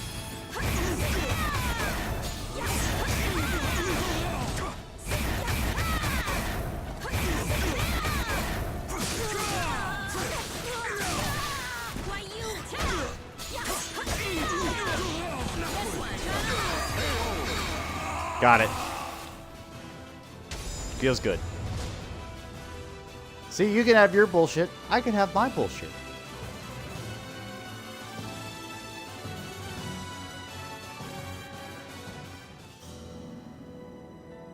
Your strength is greater than I imagined. But you achieved victory like a glutton his next meal. I was surprised to see that I was standing in the middle of a pattern carved into the ground that had not been there before. Had I fallen into some sort of trap? It matters not. Those destined for death are those shackled by their fates. Zasalamel seemed to imply he wasn't constrained by such shackles. He unsettled me, and not for the first time. I decided it was time to get straight to the point, so I asked Zasalamel just who or what he was. Long ago, a society existed on the outskirts of civilization. They too were shackled, bound by a strict set of tenets that they could not disobey. One day, a man of their number, blessed with genius and power, found himself consumed by ambition. It led him to his downfall, and the brink of death and despair, he reached for the only hope he had left, the forbidden art of resurrection. To his great fortune, or his doom, he succeeded. He lived and died again and again, each time being reborn with a new face and a new form. Was Zasalamel speaking about himself? If so, that would mean he was hundreds or even thousands of years old.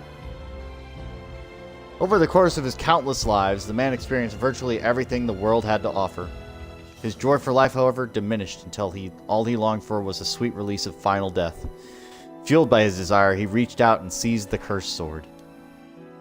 He hoped the sword would consume his soul in a way death had failed to. But when his life was taken, he was once again reborn. And that was when the man realized the true power and nature of the sword. the ecstasy of strength it bestowed, and the irresistible lust it grants for destruction. Rasma looked once more over the ruined city and the dust billowing around it before turning and leaving it behind in silence.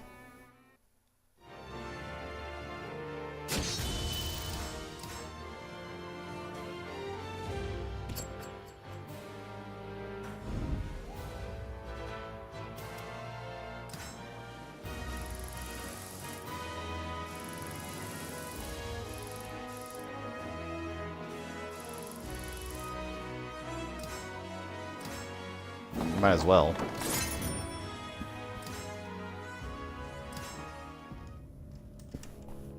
Valley of the Kings and Necropolis, the west bank of the Nile, where the great pharaohs and nobles of ancient Egypt were laid to rest in the series of tombs. I had heard tales of vast riches buried here, but it was nigh impossible to find anything not picked clean by tomb raiders. And not just the treasure either. The mummies themselves were stolen, sold as magical remedies for every conceivable ill.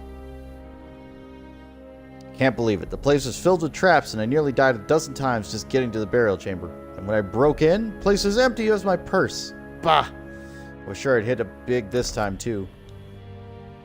Sitting in a small tavern in Memphis, I listened as a group of young, rough-looking tomb raiders complained about their poor luck. Come on, you know it wasn't nothing in that any of the places around here. Thousands of years worth of people like us stripped them bare. Bah, I heard someone found a bunch of sealed tombs to the south. Want to hit them? What are you, an idiot? You know about the curse. Curse? What were these two talking about? I decided to ask for details, but they seemed nervous to even mention it. See, there's this big, fat tomb and nobody's looted yet. Word is there's some sort of monster inside. The few who managed to make it out alive went insane, tore into each other's pieces on the spot. I'm telling you, it's a curse of the Pharaoh. Yeah, I'd stay away from that place if I were you. Damn straight, I like living, and I bet you do too. Hey stranger, what's with that look? You're not thinking of going, are you? I'd run into curses before. On my travels from Fugal Sestimus to Athens, I encountered a number of astral fissures. It's possible that one of them appeared here too, starting to strange things to happen. I managed to convince the tomb raiders to give me the location of this cursed pyramid.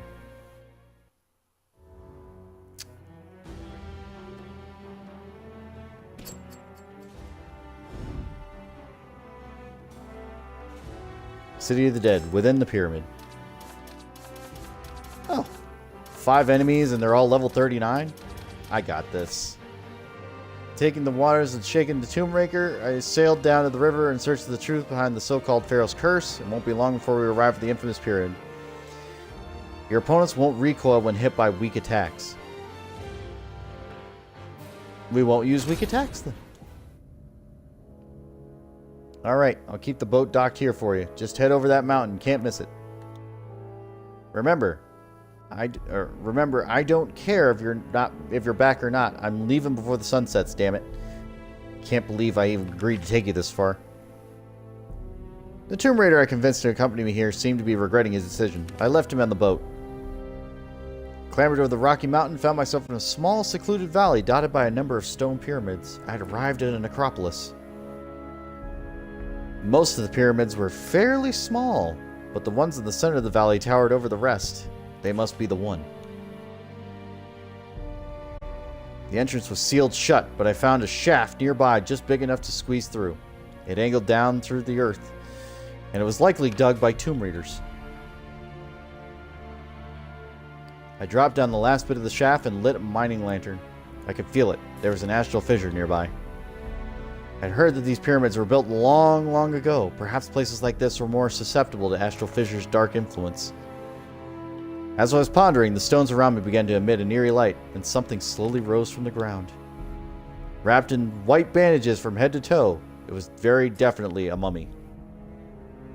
I reached out with my senses and felt evil power emanating from beneath the mummy's bandages. Malicious energy swirling through the pyramid seemed to fill this creature.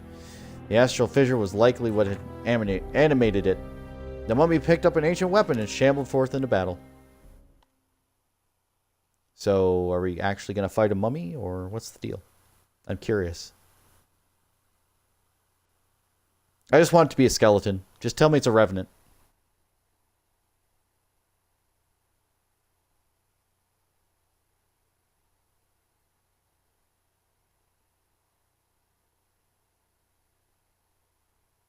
Sure, Gaijin Guma gets 200 people. I can't get 3. Oh, well, that's fine.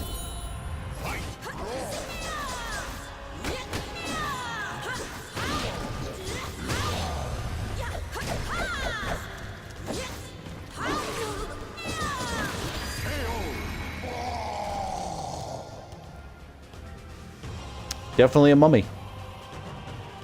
And I can see what they mean by weak attacks now. So what if I just do piercing blows? Because I don't think they'll move.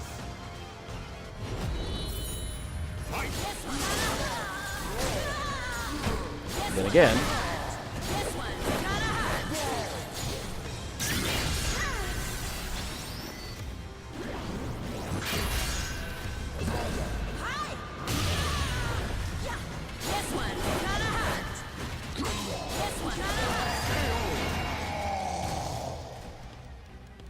And he disappeared.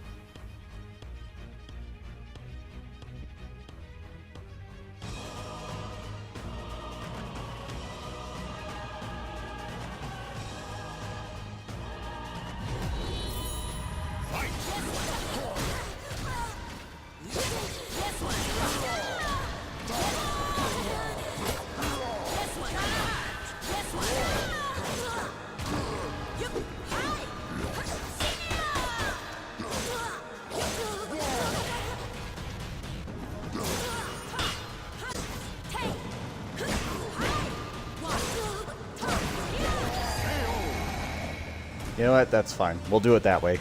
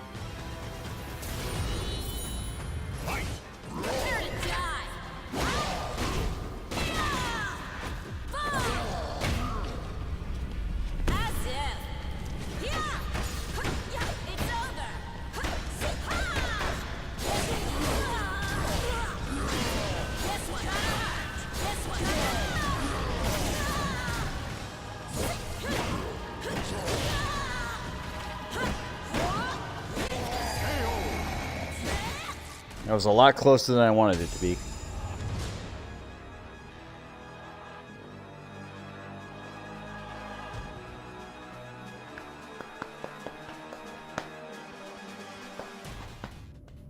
Okay. The creatures were extremely strong and resilient, but after a long and vicious struggle, I managed to defeat them. Reached out with my senses again, but I could barely detect the astral fissure anymore. Perhaps defeating the mummies had dispelled the dark power filling this place. Fallen mummies at my feet have returned to normal, and were now just your average cadavers. Scattered nearby were a number of pouches, each filled with ancient treasure. I picked up enough for myself and the Tomb Raider friend I had left at the pyramid.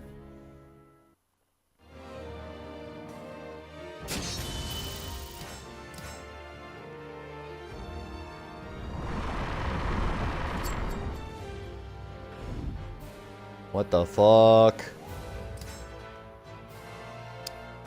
Ring out's disabled. Your opponent won't recoil when hit by weak attacks, and their soul gauge fills up over time. Fine. One enemy? Fine. Rumors reached me of more demons appearing at the pyramid, so I found myself heading there once again. My money was on finding the astral fissure.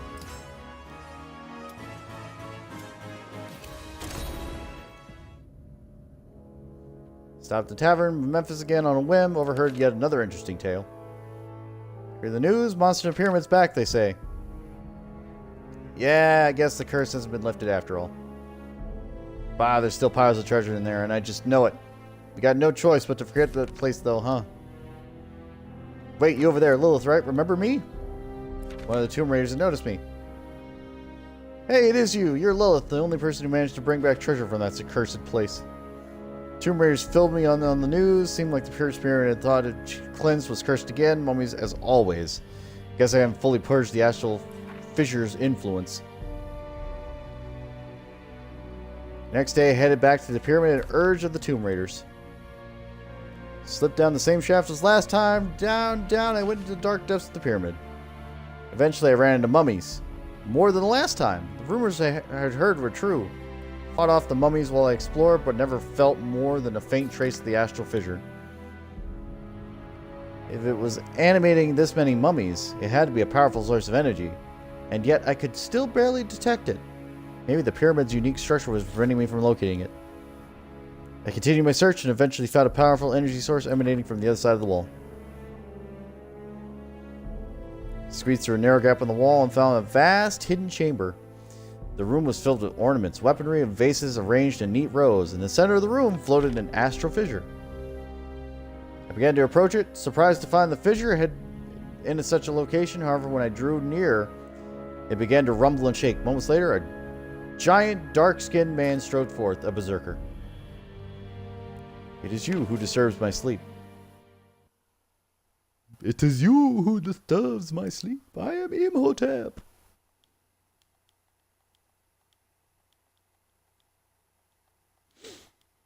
Oh well.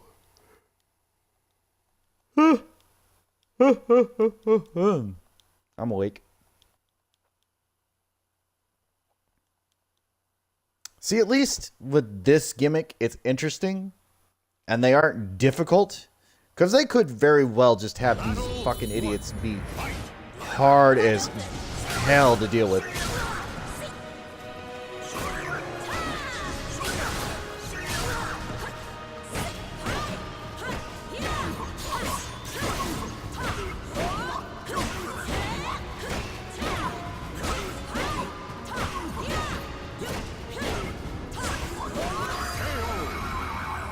Taking advantage of my newfound skill. Because why the fuck not?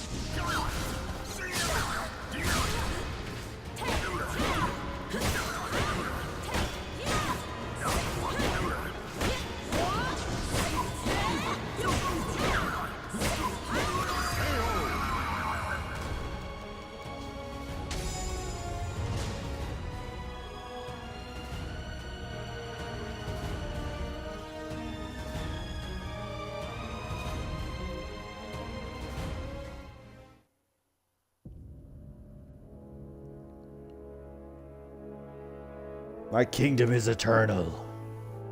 I watched the berserker fade away, the approached the astral fissure once more. Stretched my hand towards the astral fissure. Again, the same thing. Two swords appeared. Which symbol of power would I choose?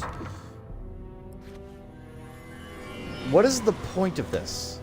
Do I get something out of these? Couldn't detect fissure power any longer. It looked like I'd finally gotten rid of it for good. Scooped a pile of treasure, left the pyramid behind. These tomb raiders will probably be happy about this. Although, come to think of it, maybe I shouldn't have helped a bunch of thief-plunderer history of their own benefit. Maybe not. Your soul surges in your body.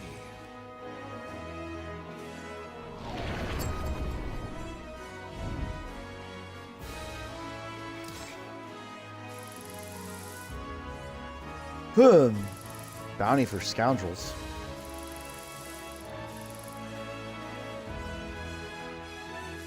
Another bounty for scoundrels?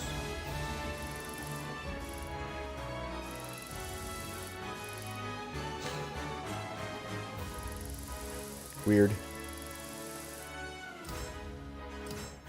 Warrior stands in your way.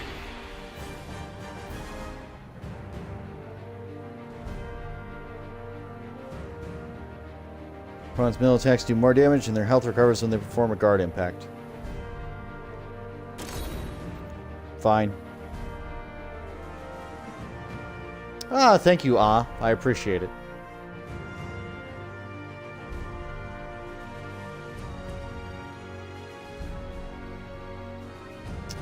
Say ah.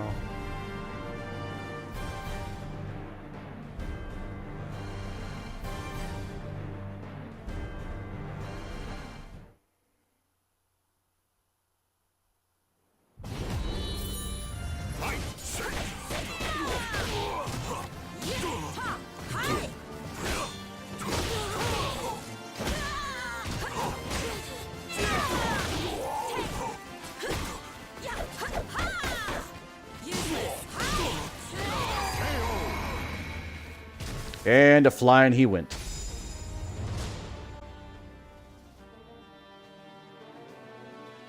Just a couple of flips in the air, you know, nothing major.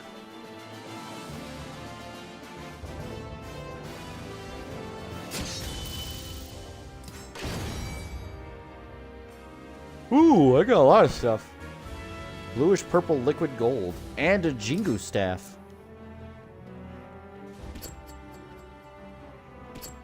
What the hell is that? Oh my god, what's that?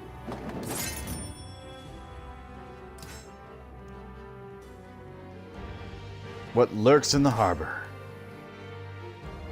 With the information I've received from the Oval organization to guide me, I went in search of the Black Demon. According to their intelligence, the demon was located in a port town nearby. Your opponent has gone berserk, gaining increased attack power. Defeat them. Well, I might as well. My first thought was, how could it be possible for a Malfested to lurk in this town unnoticed? According to the Awful Agent's report, a particularly cunning Malfested had wheedled its way into society by disguising itself as a merchant. While the Black Demon was skilled at covering its tracks, something about this didn't feel quite the same. This Malfested looked and acted just like any other human. For a specimen with such guile, interrogation would be pointless. What else could I do?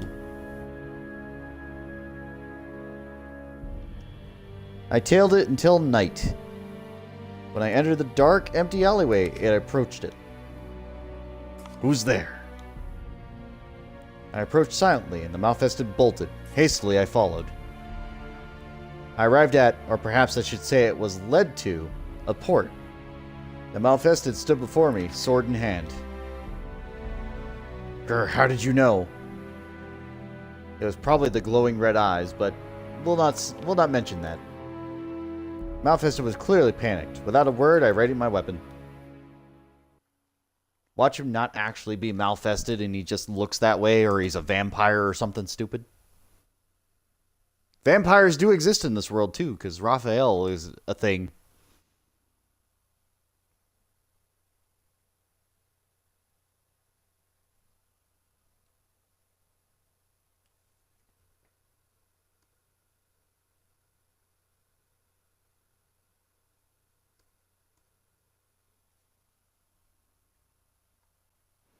Battle 1. Fight!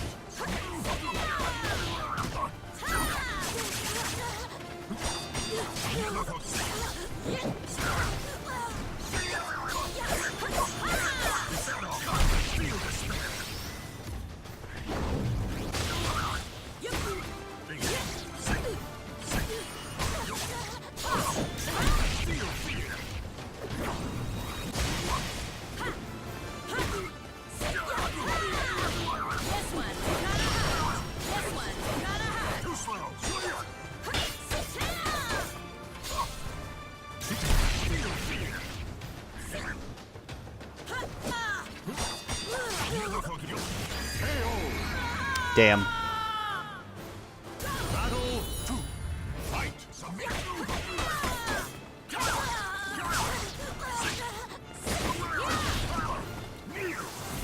Follow me! You've got nerve!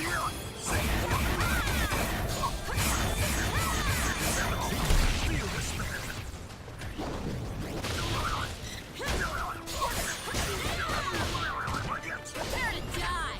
This one!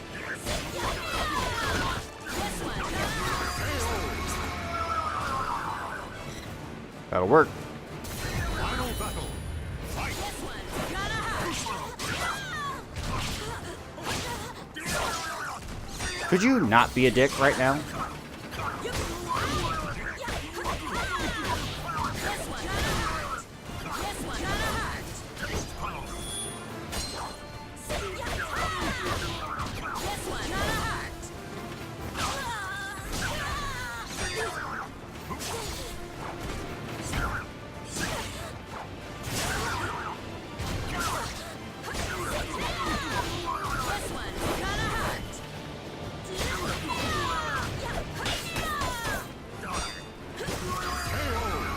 Ooh. There we go. Close match. Close match.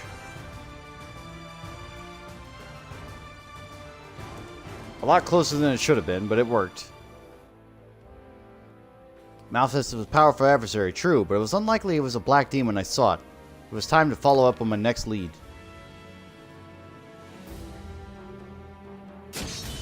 Okay, I guess we're just ignoring the fact that he was talking and selling goods and sentient.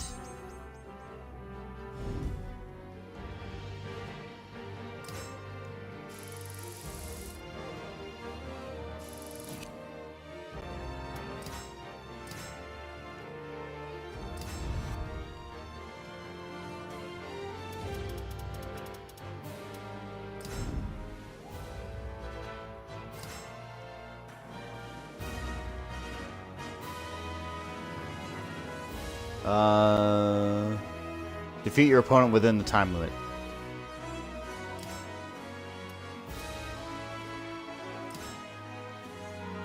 Done. A 25% bonus plus my 15% bonus? I think I can do this.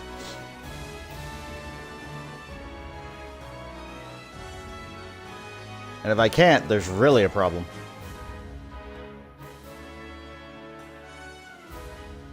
Want you to always be on guard, too. Battle 1. Fight! Lights out. This one. This one. This one's gonna hurt.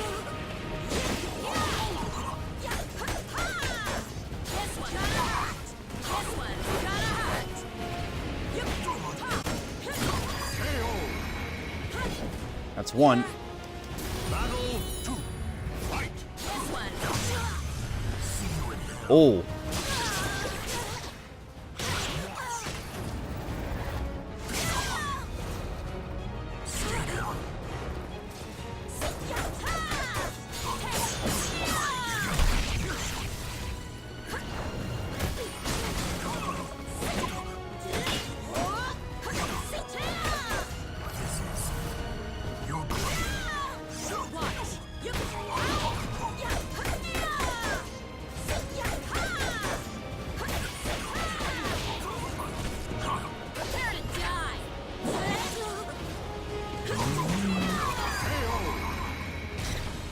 I'm just gonna let it go. I'm just gonna let that fucking... Yep, be a thing. Mm-hmm.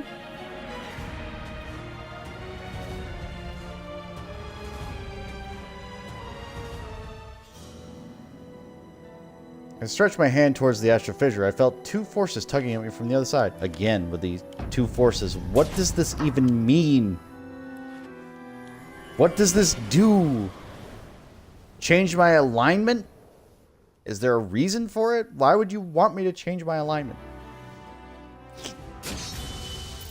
Your soul surges in your body.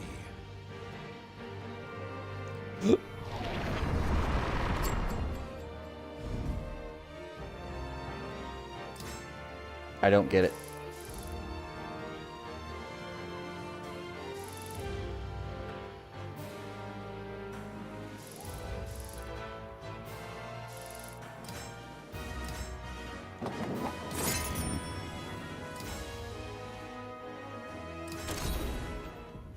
Oh, I didn't read that at all. Oh well. According to the information I've received from the awful organization, a Malfested lurked in the forest. Average person would never set foot in here. But hunters who braved these woods were supposed to disappear. Density of these trees had plenty of blind spots. An ambusher's dream. It was no wonder few ever saw the creature that lived and tell the tale. Malfested here could indeed be the Black Demon. My heart pounding, I made my way to the depths of this shadowy forest. Almost immediately, I was attacked. My attacker, however, was not human, but a lone wolf. Unused to fighting wild beasts, I knew a tough battle lay ahead. Wait a minute. Am I fighting a wolf? I tried to escape my bestial assailant, but it pursued me with dogged persistence and speed. Perhaps this creature was Malfested? The moment I finally landed and what I thought was a decisive blow, a whistle pierced the air, and the wolf retreated to the darkness of the trees. Perhaps this wolf had an owner. Following the trail of blood, I arrived at a clearing where the mouth-vested hunter was crouching next to the wounded wolf. So, the hunter becomes the hunted. Without a word, I raided my weapon. Okay, now they're just... Like, why are they becoming super smart? What the fuck's the deal? What is the deal? I don't get it.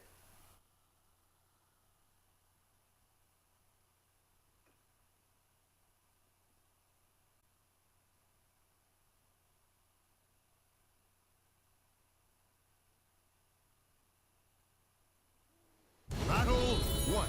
Fight!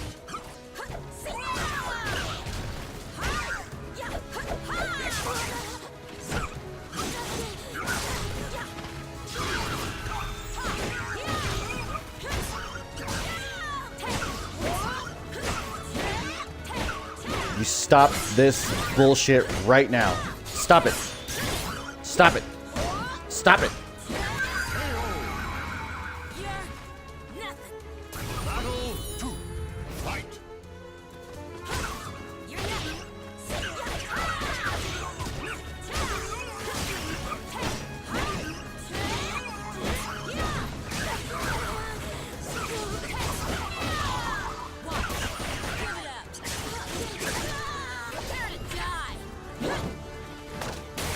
Swing and a miss. I haven't been able to land one of those in, like, I don't even know how long anymore.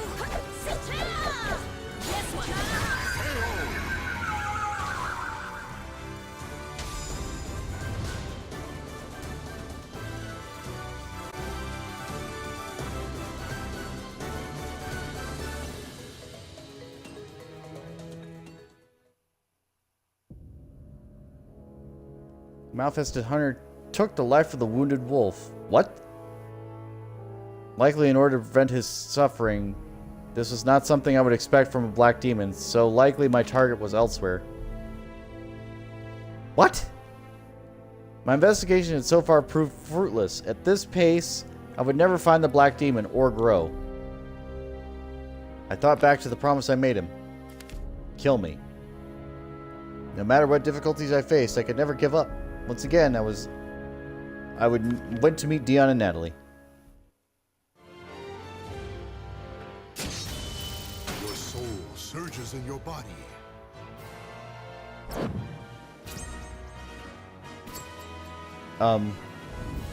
Did the entire town just disappear, or am I crazy, or what?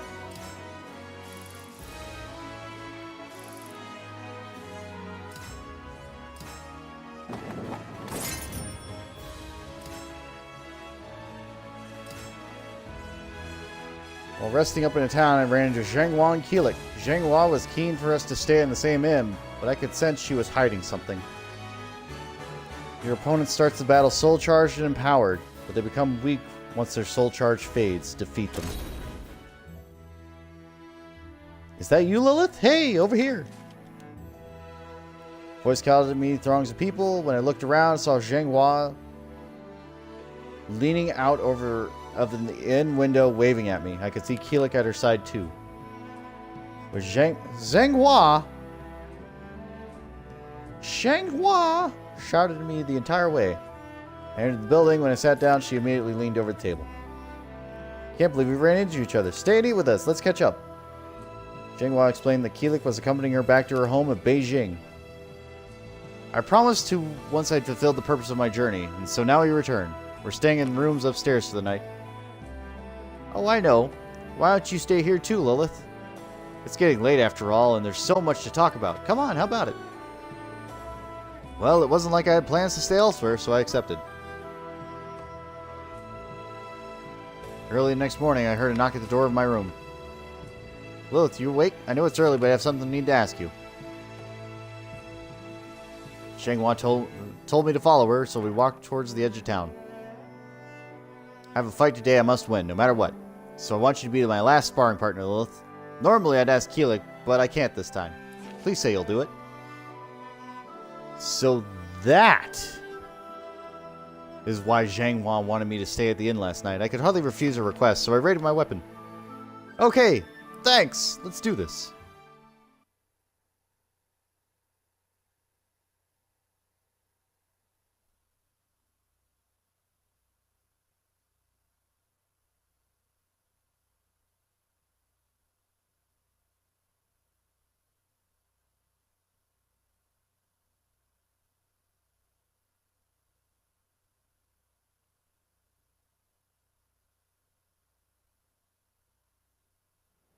Battle 1. Fight! This one hurt! This one's gonna hurt! There! Just kidding! Hi! Try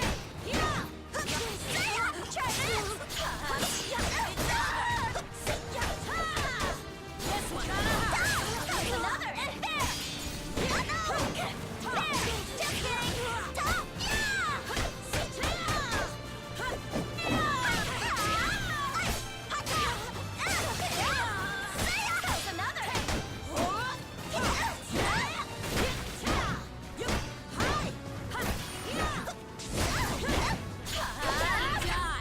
Nope, you're done. What? All right.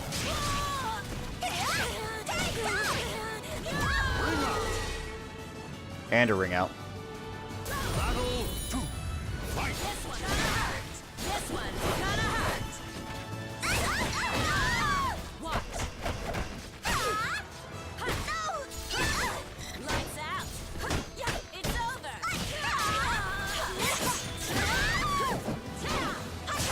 Another. This is where it ends. This is it. You've got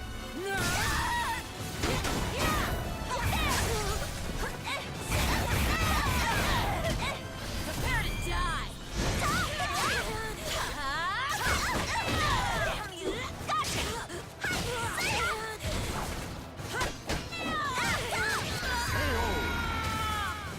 Okay. The soul of a warrior now lays here to rest.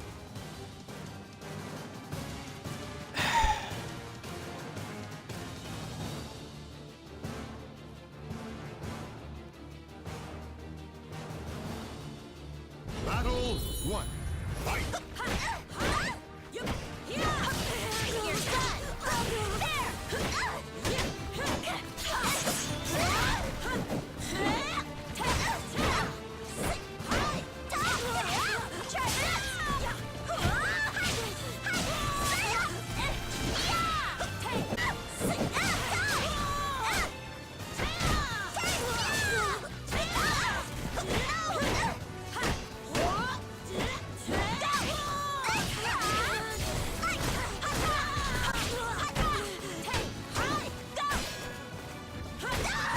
That's great.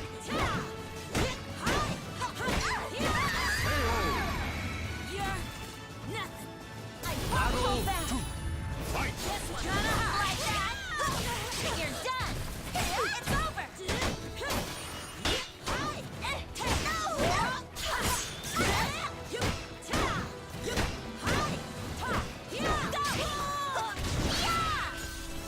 You've got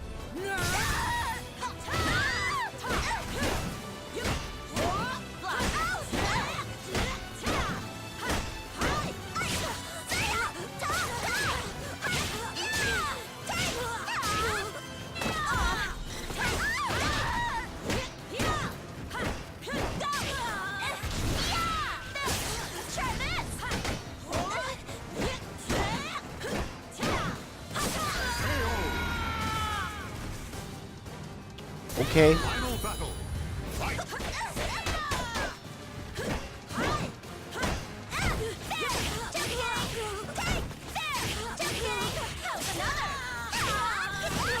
You gonna give me my movement? No, you're just gonna permanent juggle me in the air? Soul of a warrior now lays here to rest.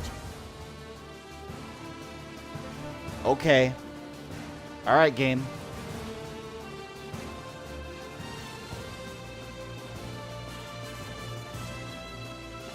Battle 1. Fight!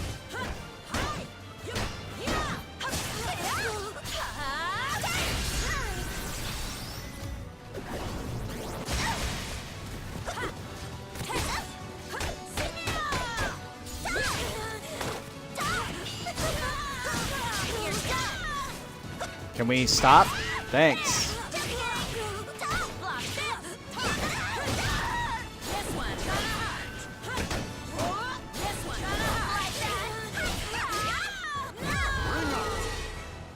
Game.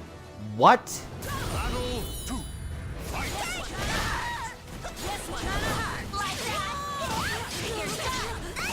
What is this nonsense? What is this right now?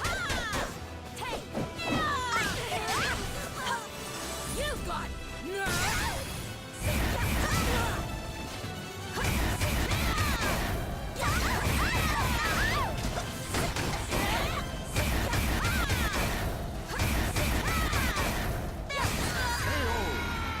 another. The soul of a warrior now lays here to rest.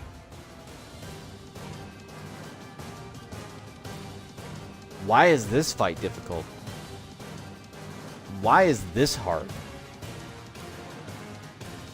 Battle 1. Fight!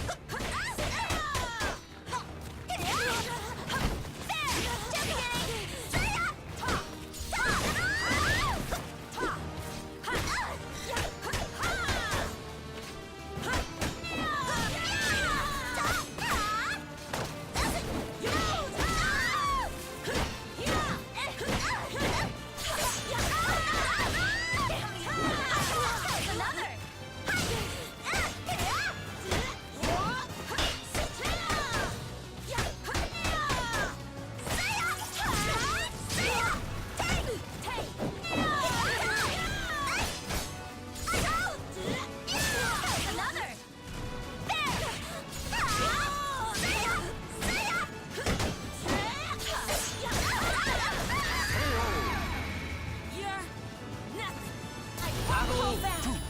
Fight!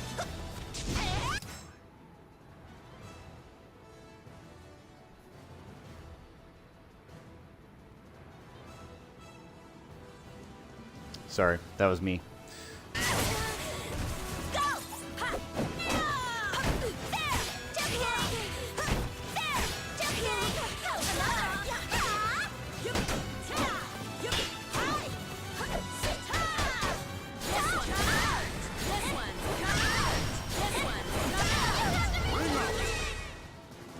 Good. I really didn't want to have to deal with the shit, to be honest. I'll get my own ring out.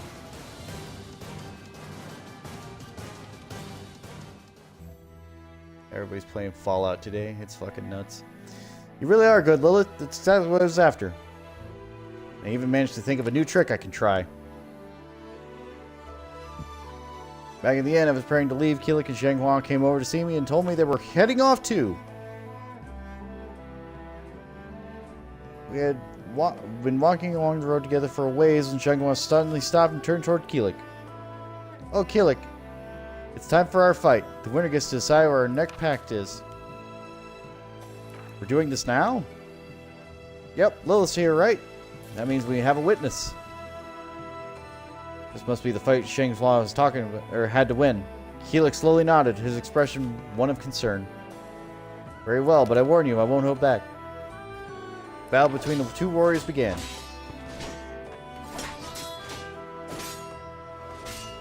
The weapons struck each other with blinding speed, sending sparks flying at every block blow. Strike, parry, riposte. They fought like two dancers, each in tune with the other's movements. As the fight went on, Keelik began to gain the upper hand. Perhaps sensing her disadvantage, Zhenghua lunged forward in a desperate thrust. Ta! Keelik seemed to read her move and deftly parried her strike. He raised his staff to deliver a telling counterstrike, when suddenly he stopped. What? This is where I win. Zhenghua unleashed an arching slash at Keelik's midriff. He tried to regain his balance in time to block, but it seemed to be too late. Yeah! Ah! In a flash, Keelik landed a blow on Zhenghua that sent her flying. Oh, oops, Zhenghua, I'm so sorry. Are you okay? Ow, luckily, my sword took most of the impact. If it hadn't, though. It sounded as though she managed to block it just in time, even though she had lost. Her skill still amazed me. Ah, rats. And I'd gotten up early to practice, too. Keelik helps Zhanghua to her feet and she dusted herself off. That last strike of yours, I hate to admit it, but that was amazing. Usually when we fight, it feels like you're holding back, but when you hit me with that last move, it felt real. So I guess I'm pleased about that at least. Zhanghua. Thanks for acting as a witness, Lilith. And for the sparring match too, of course. Something still bothered me about that fight. You want to know why I stopped before the final exchange? Well, Oh, I can explain that. See, I cheated a little. Looking slightly ashamed of herself, Zhanghua held out her hand to reveal a fragment of a jewel. She used it to reflect the light into Keelik's eyes. Truth is, Keelik gave this to me. How on earth was she able to calculate the exact angle at which to position the jewel to aim the sunlight at a moving target so quickly, and during such an intense battle, no less? It was mind-boggling to me, even as she had planned to do it in advance. You won, Keelik, so you get to decide the next packs we make. Once we get home, anyway. Very well, Zhanghua. I had no idea what their pact would be, but I had no doubt that they would keep it.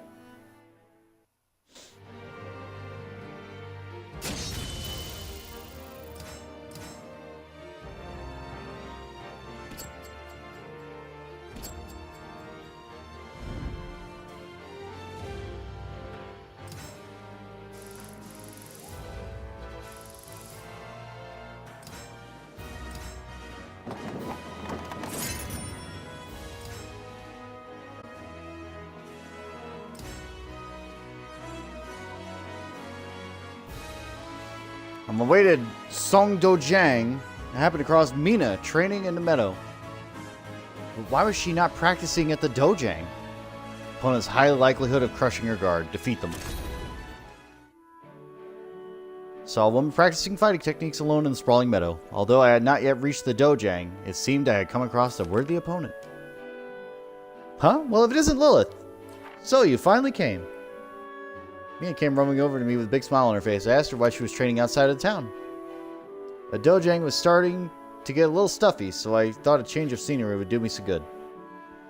As it turned out, Mina's father, Hang Myong, was keeping a watchful eye over her to ensure she didn't run away again. It seems Mina had not fully regained her father's trust yet. I told him I'm committed to protect my country, won't go anywhere, but he won't believe me. It's so irritating. Mina pursed her lips in frustration, but before long a smile returned to her face. Anyway, enough about that. So Lilith, since you happened to stop by, we should have a quick sparring match.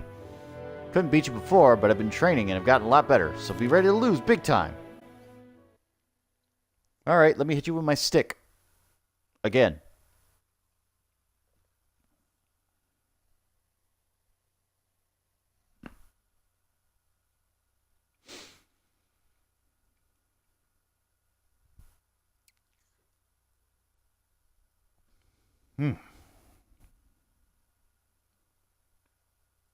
The fascinating thing to me is that I haven't gotten any other weapons. Like, to be honest, I was expecting, like, just weapon drops after weapon drop. And I haven't gotten many.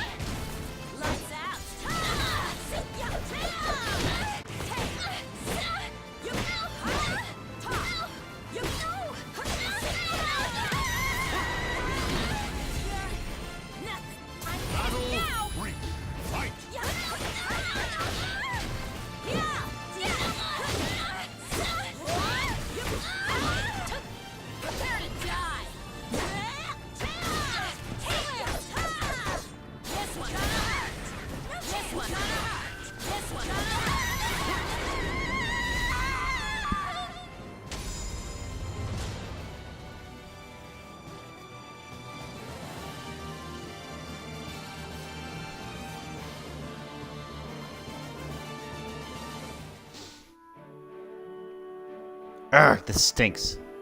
Looks like I'm not the only one got stronger. I guess I'll have to devote even more time to my training. Oh, that reminds me. Mina, no longer sullen, quickly raised her head. Would you mind doing a little something for me? I nodded and told her if there was anything I could do, I would do it. Morale isn't what it used to be at the dojo these days. Huang and my father are busy and spend a lot of their time away, so what I wanted to ask you is, in order to fill the pupils at Songjongjiang with a sense of proper purpose again, she requested that I show up and pretend to challenge the dojo to a fight for their honor. Now that I think about it, if we cause a stir like that at the dojo, my father might get real upset again. Okay, I'll bring the others here instead. Alright, let's meet up here again later. Thanks for agreeing to help. Does that mean I have to lose? Timer stall?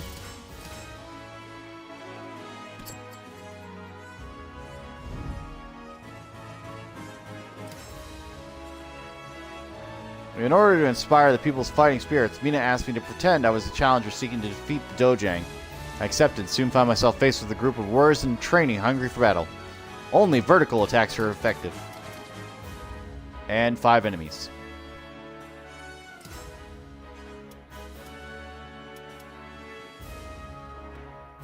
Well, let's go. We had the location agreed upon. Soon Mina arrived with a group of peoples in tow. So there's the fool's been picking fire with the Dojang, huh? You don't know who you're messing with. She doesn't look so tough. We don't need to bother Lady Mina with this one. Yeah, that's right. We're more than enough to handle this fool. Time to see what you're made of. I had no idea Mina had told them, but whatever she said certainly fired them up. Wait a minute, where's Yun Song? I don't see him anywhere. Yeah, about him. He's obsessed with Master Wang, so it doesn't look like he's interested in defending the Dojang's honor. Even though you asked him to join us, he mentioned something about there being no point in joining if Master Wang wasn't going to be there and then went off somewhere. Probably snuck his way back to the Coast Guard again. Does anyone over there even care anymore? You're kidding me. If there's anyone I wanted here, it's him. Oh well. Mia turned to me and shouted. You there, you must think pretty highly of yourself if you think you could take us on. You're about to see the song technique? Like nothing, or is nothing to take lightly. Alright everyone, let's do this. And then I proceeded to kick their butts. I proceeded to win.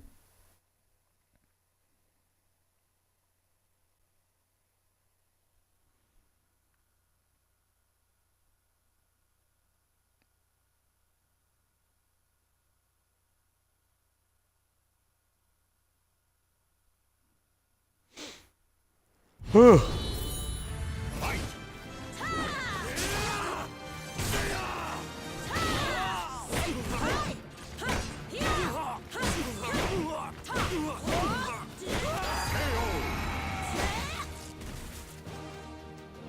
If only vertical attacks are effective, we're using vertical attacks. Let's go.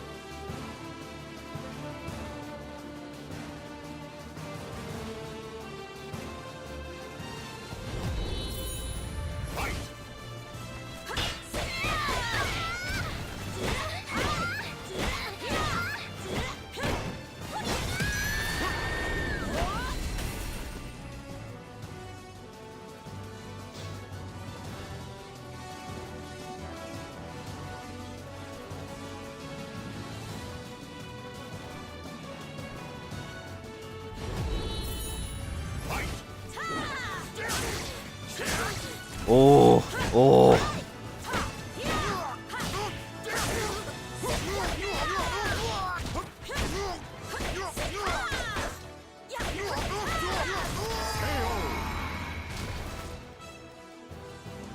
Curious that.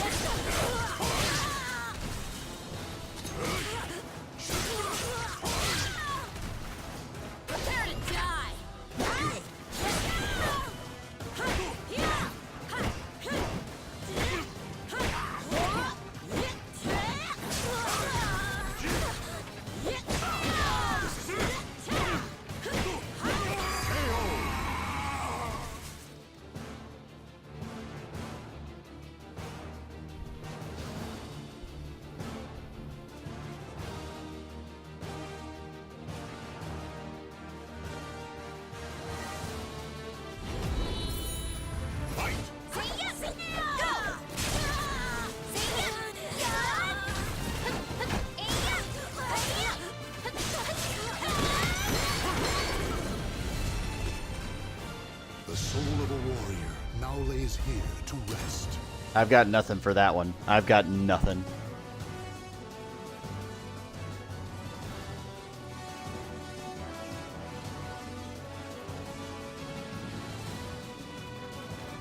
Like, she had just enough range to outdo me.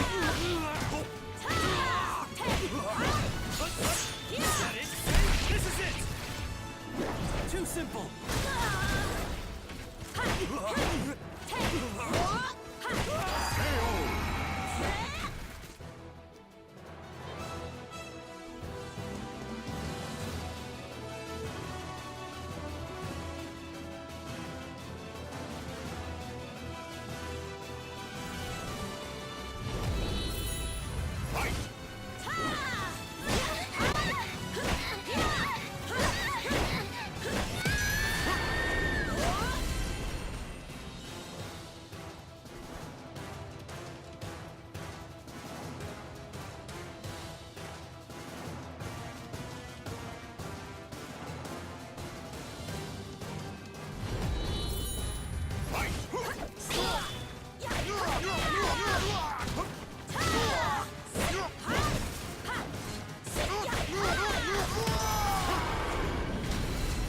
That'll work.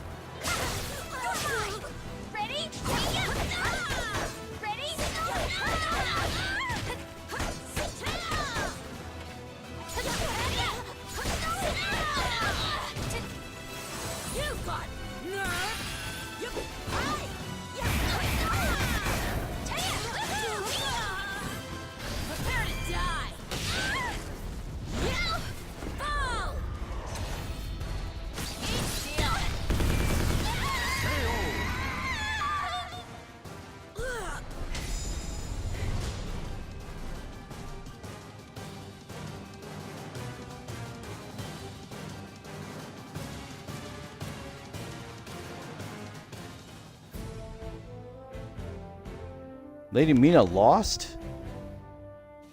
How is she this strong? Lady Mina? No, I can't believe I lost. Not again. Again? Mina appeared to have forgotten this was all an act. Listen up, everyone. This isn't good enough. We have to return to the dojo and train even harder. Lady Mina is right. Let's go. Looks as though everything had gone according to Mina's plan. However, filled with a new sense of purpose, she and her pupils made their way back to the dojang, having seemingly forgotten all about my challenge. As they left, Mina quickly turned around and waved at me with a wide grin on her face. What? I waved goodbye to her and promptly set off myself. I hope to see her again someday once things have calmed down. Your soul surges in your body.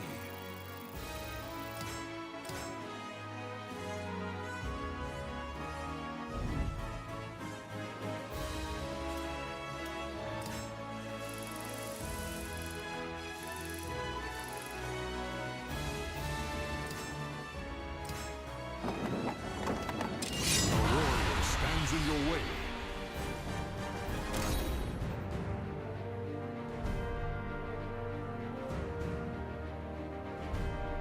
Didn't even look.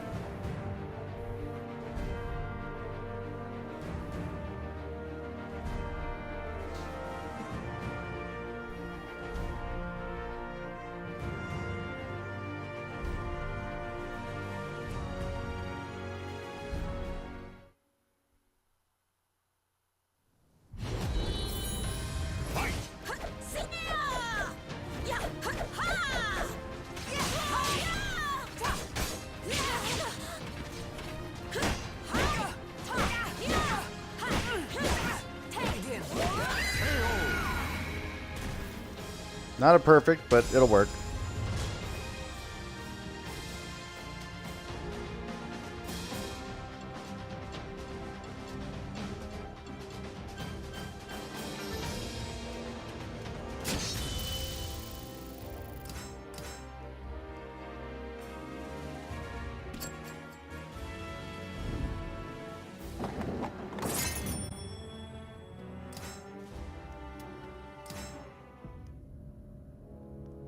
Walking through the dark mountain path, small village nestled in a nearby valley.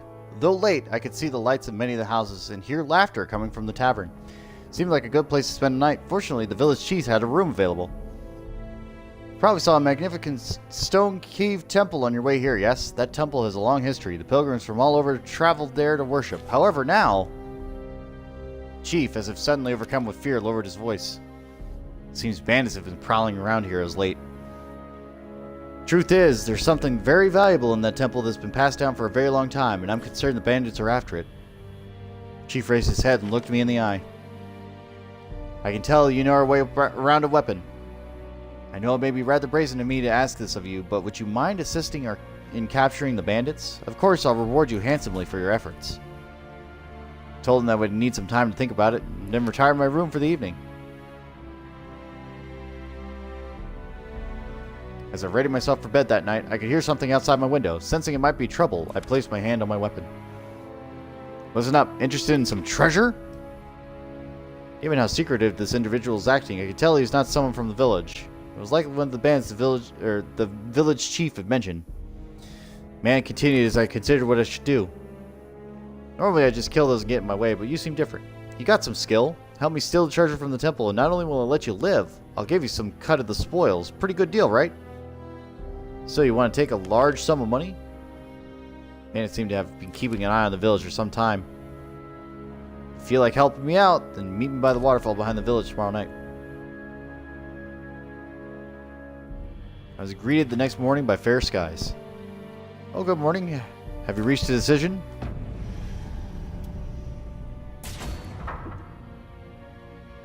Informed the chief I would help him capture the bandits. So relieved to hear you say that. Thank you so very much. Chief spoke in detail about his plans to guard the village and about the reward. Yeah, I don't have greed. I don't need the money for anything. It's not going to get me anything.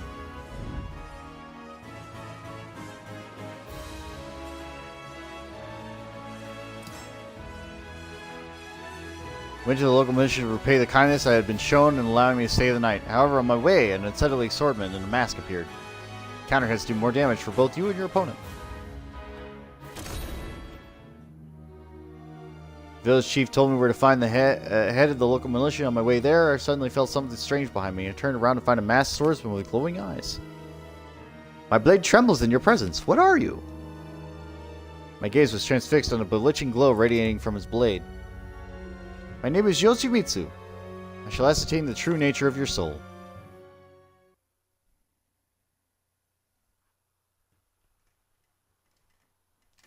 Yoshimitsu's a good thief, though. He doesn't steal from from good people. He steals from bad people. That's his whole story.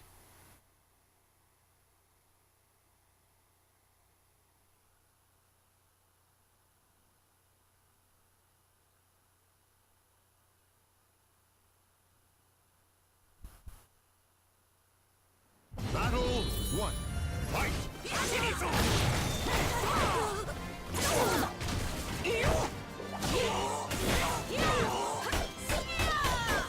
Quiet! Thou shalt have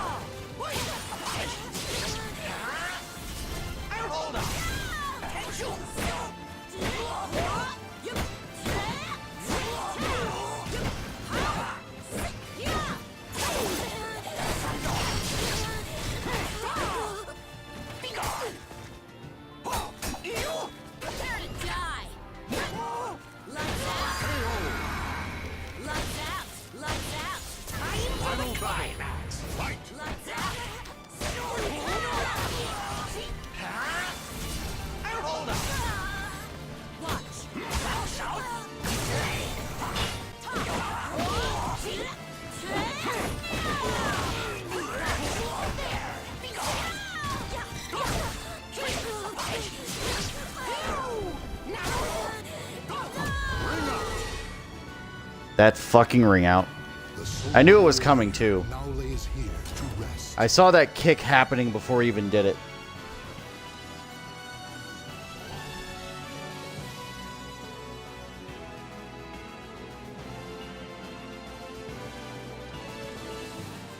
Battle 1. Fight!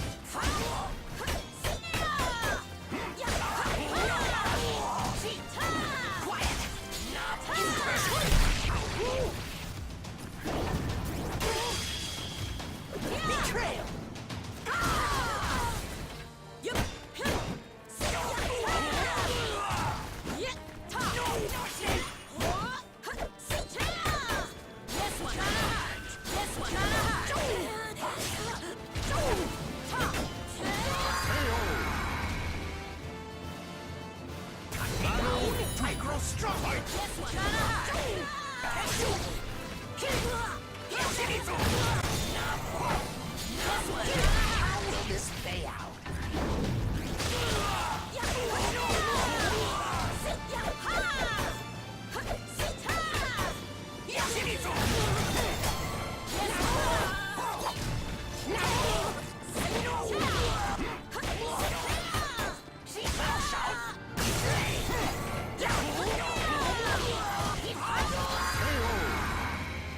That'll work.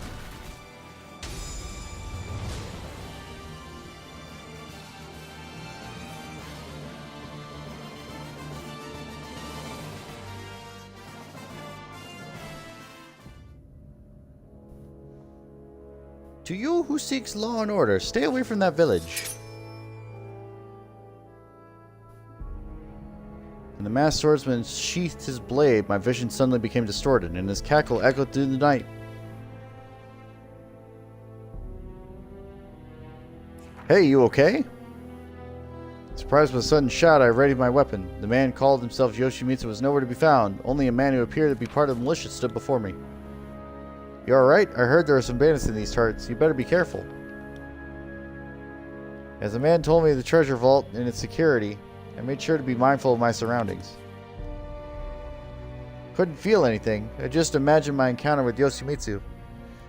But if he was real, then who was he? And what was he doing here?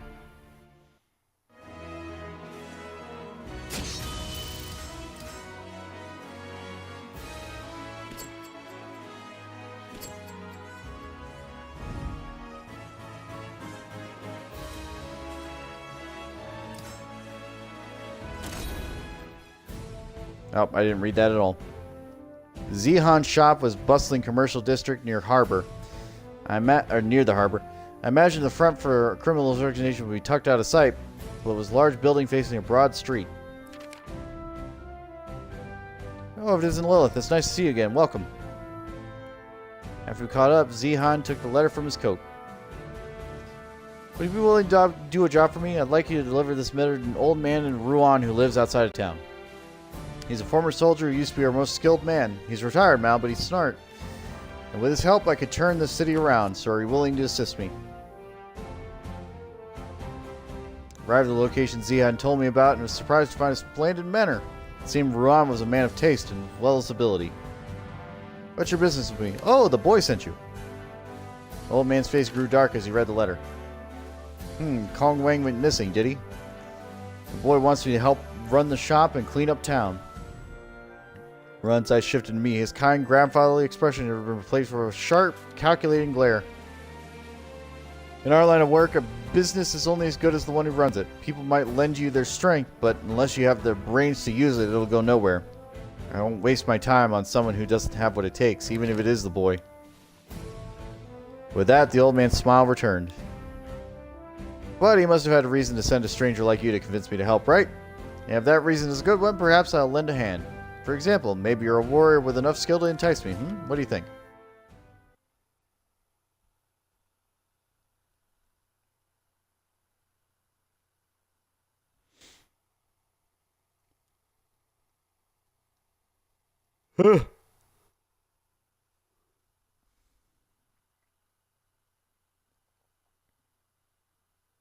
That's the problem when you try to do 100% completion. You try to clean up everything, it just becomes more shit.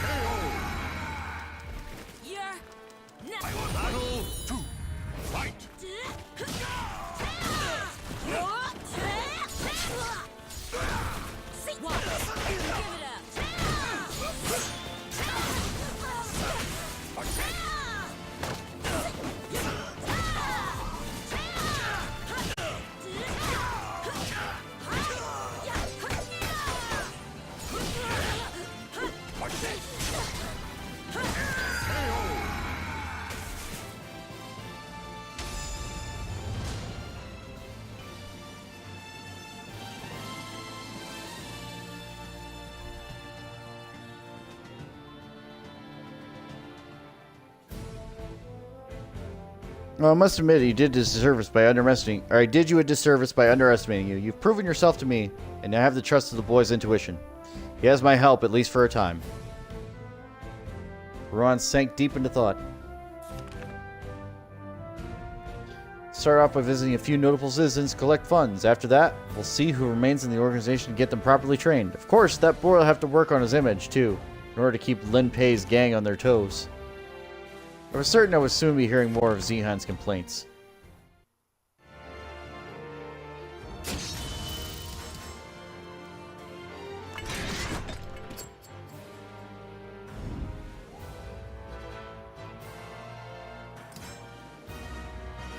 The village was attacked as the mayor had predicted. I had to protect the treasure vault, but how could I have predicted what came next? Single hits are weakened, but combos do more damage.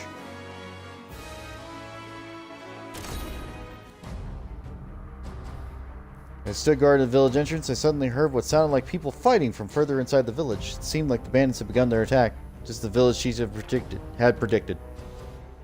As I rushed over to help, a man appeared before me, his sword drawn.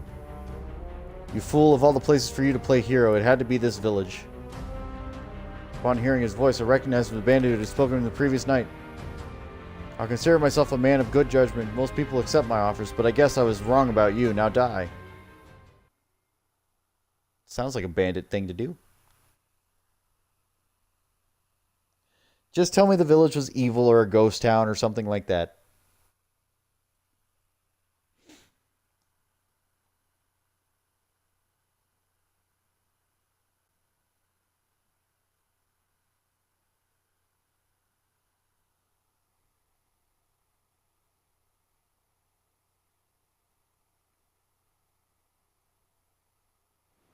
Battle 1. Fight!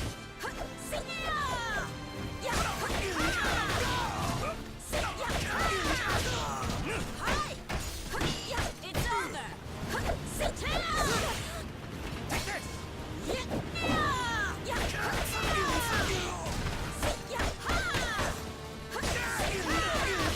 Not yet. This one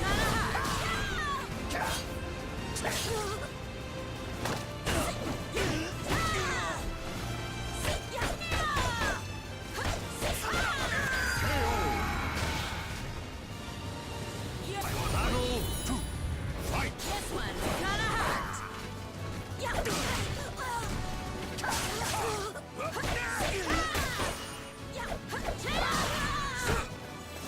You've got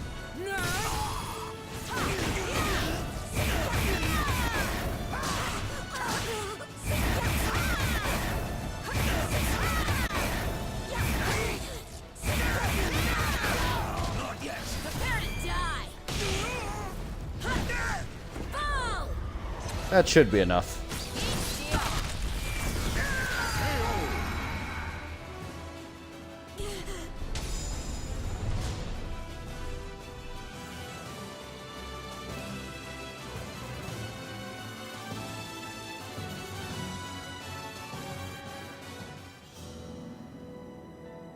Damn, you really are strong. But don't let this victory go to your head. This treasure is still mine.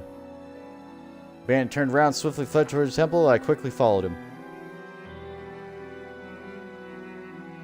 I arrived to find another of men unconscious on the ground in front of the open vault. From their clothing, I could tell it was a mix of both bandits and guards. The bandits from before was among the fallen as well. When I got closer, I saw one man standing inside the open vault. Yoshimitsu. What an absurd farce this was. There's nothing here but a villainous treasure stained with the blood of the innocent. None of the people could have claim to it. Several armfuls worth of gold nuggets were strewn across the inside of the vault. Yoshimitsu held one in his hand. Shikisoku Zuku.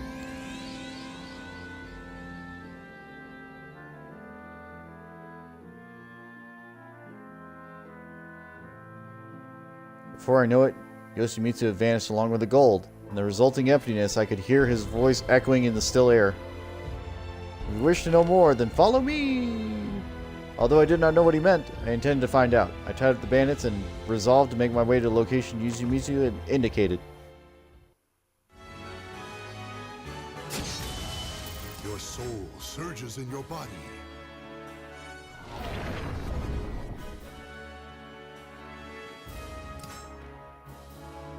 I hurried to the place Yoshimitsu had spoken of. There I discovered the truth. Only soul charge attacks can finish your opponents. Fuck.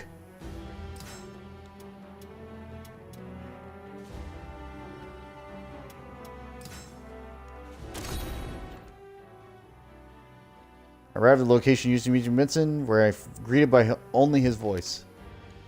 I commend you on your desire to learn the truth, but I must discern whether your commitment to truth is honor or is genuine.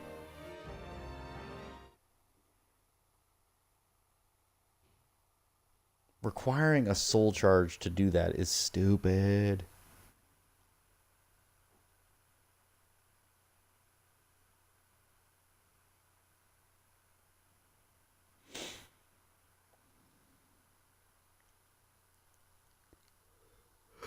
I guess that's what mercenaries are for too. I don't know if you can come in after them, like right afterwards, and finish a fight, but if you could, that'd be cool.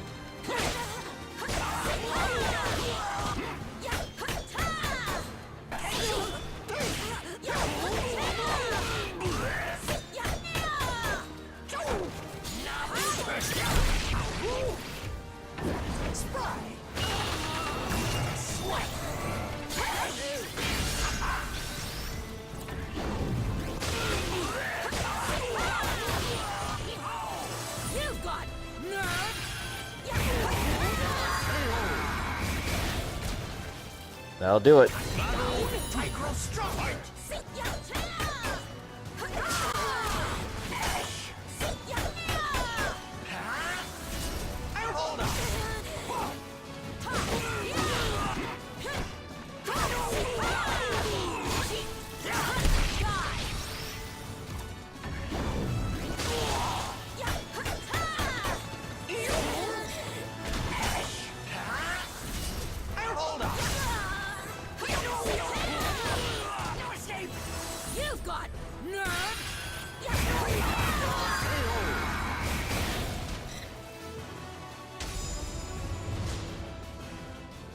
I don't know if I lucked out or what.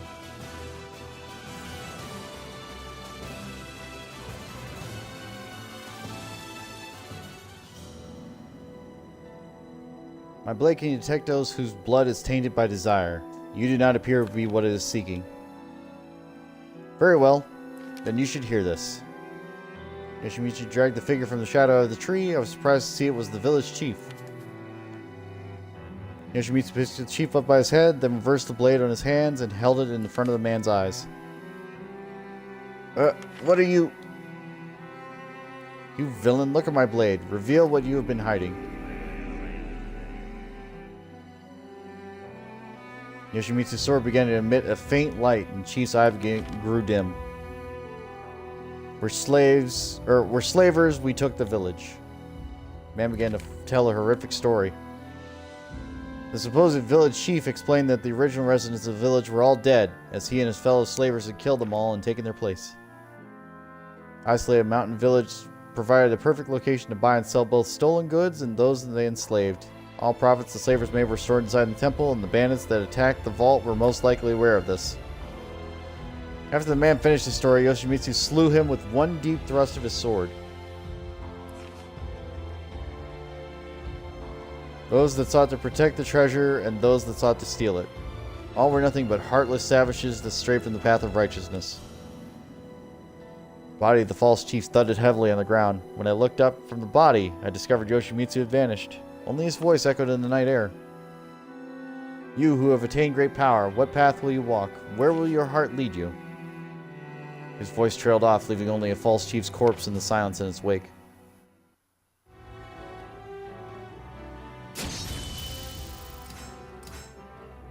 The original mechanical ninja.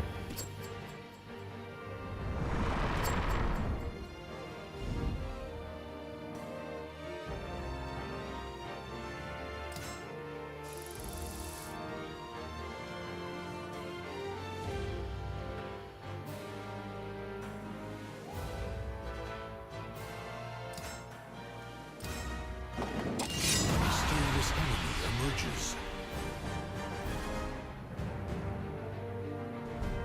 While in the woods, I was set upon by a ninja I met before. Over time, you take damage when you guard. Alright, Taki. Since I wasn't alone in the forest that night, I turned around to find a figure standing amongst the shadowy trees. Encountered before. Appears you obtained the power to stave off the disasters you were looking for. The woman appeared next to me in a flash, her hand gripping the hilt of her blade. My blade will judge the state of your soul. Heed me, Mekimaru. The woman drew her sword, and intense power enveloped the surrounding area. With my head exploding with sharp pain I had long since forgotten, I drew my weapon.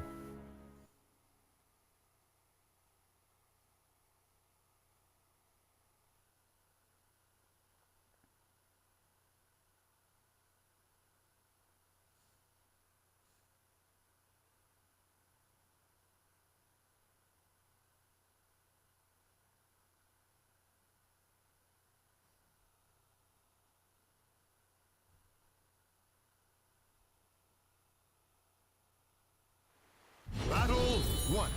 Fight!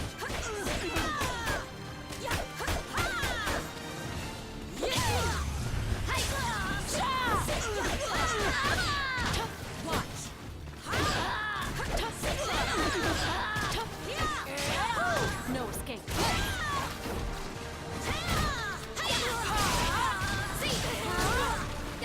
Ready?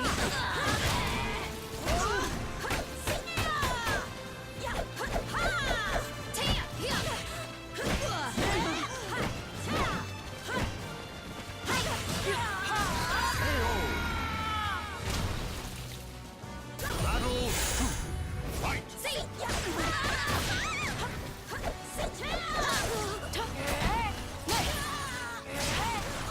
Prepare to die!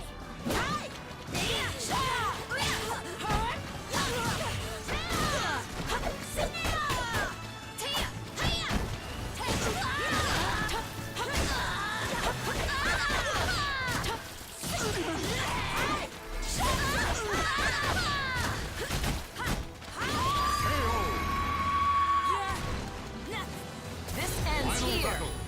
Fight! This one's gonna hurt. Stay down. This one's gonna hurt.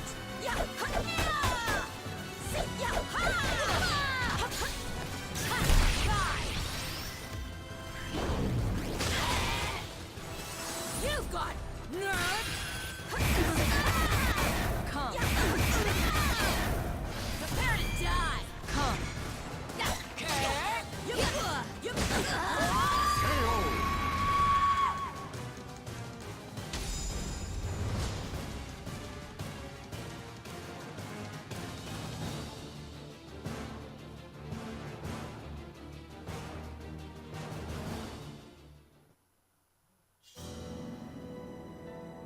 So you can still fight. Taki muttered to herself and sheathed her blade by her side. I have seen the pure, unsullied power that resides in you. The intense light that burned in her eyes until now looked to have dimmed slightly, or so I thought. She began to speak again, this time in a rather harsh tone. But when we fought earlier, I could sense in you a power not unlike that of the cursed sword. Your mind may not be corrupt now, but the power you wield will eventually prove too much for you. The woman began to back away, her form slowly fading in the darkness around her. The moment you are consumed by that power, good or evil, there is no difference. You would do well to remember that. With that she vanished, only her voice echoing in the darkness.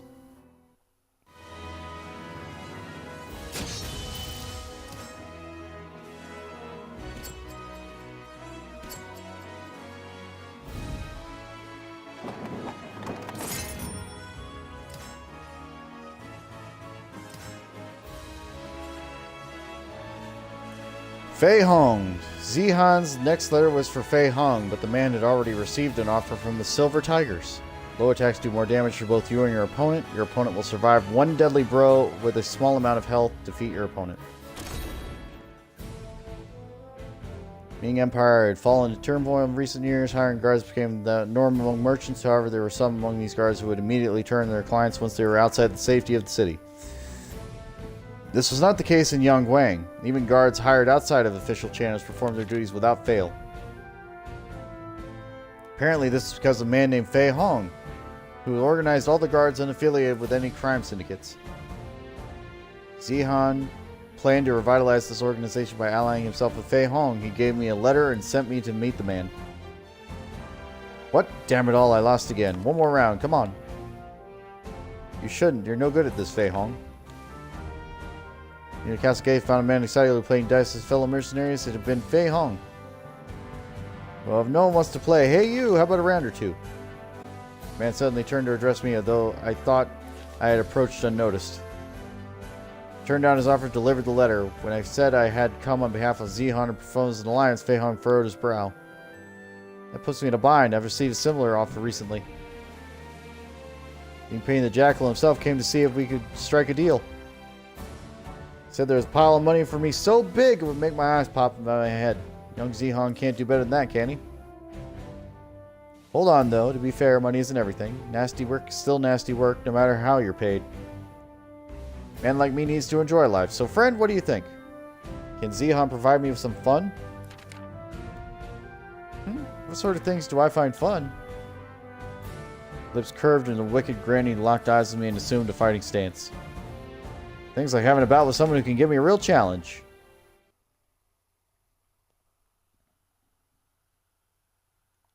Glad we're so progressive that nobody thinks of anything about me being a girl character. Even though I created it, and that's fine. But nobody thinks anything about it. They're just like, yeah, you're strong, let's go. And I'm like, alright. You recognize, I get it.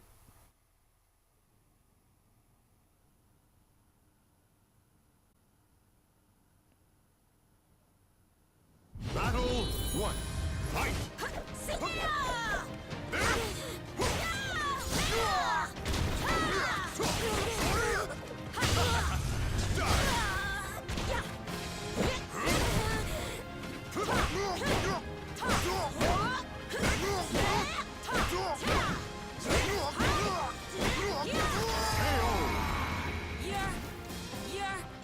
Battle 2.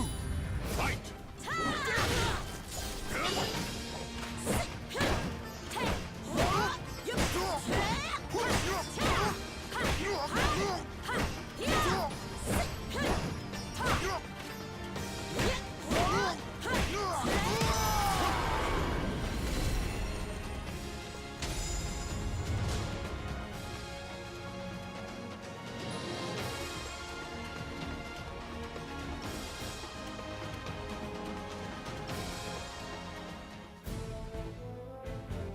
Whoa, are you alright, Fei Hong?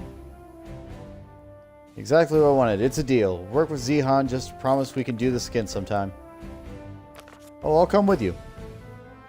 Hey, get in line. I'm going to sign up with Zehan first. These hired swords seem to have got a strong sense of camaraderie. Now that Fei Hong was working with Zehan, it was easier to find more men to help keep peace in town, which in turn would help Yang Guang prosper even further. Your soul surges in your body.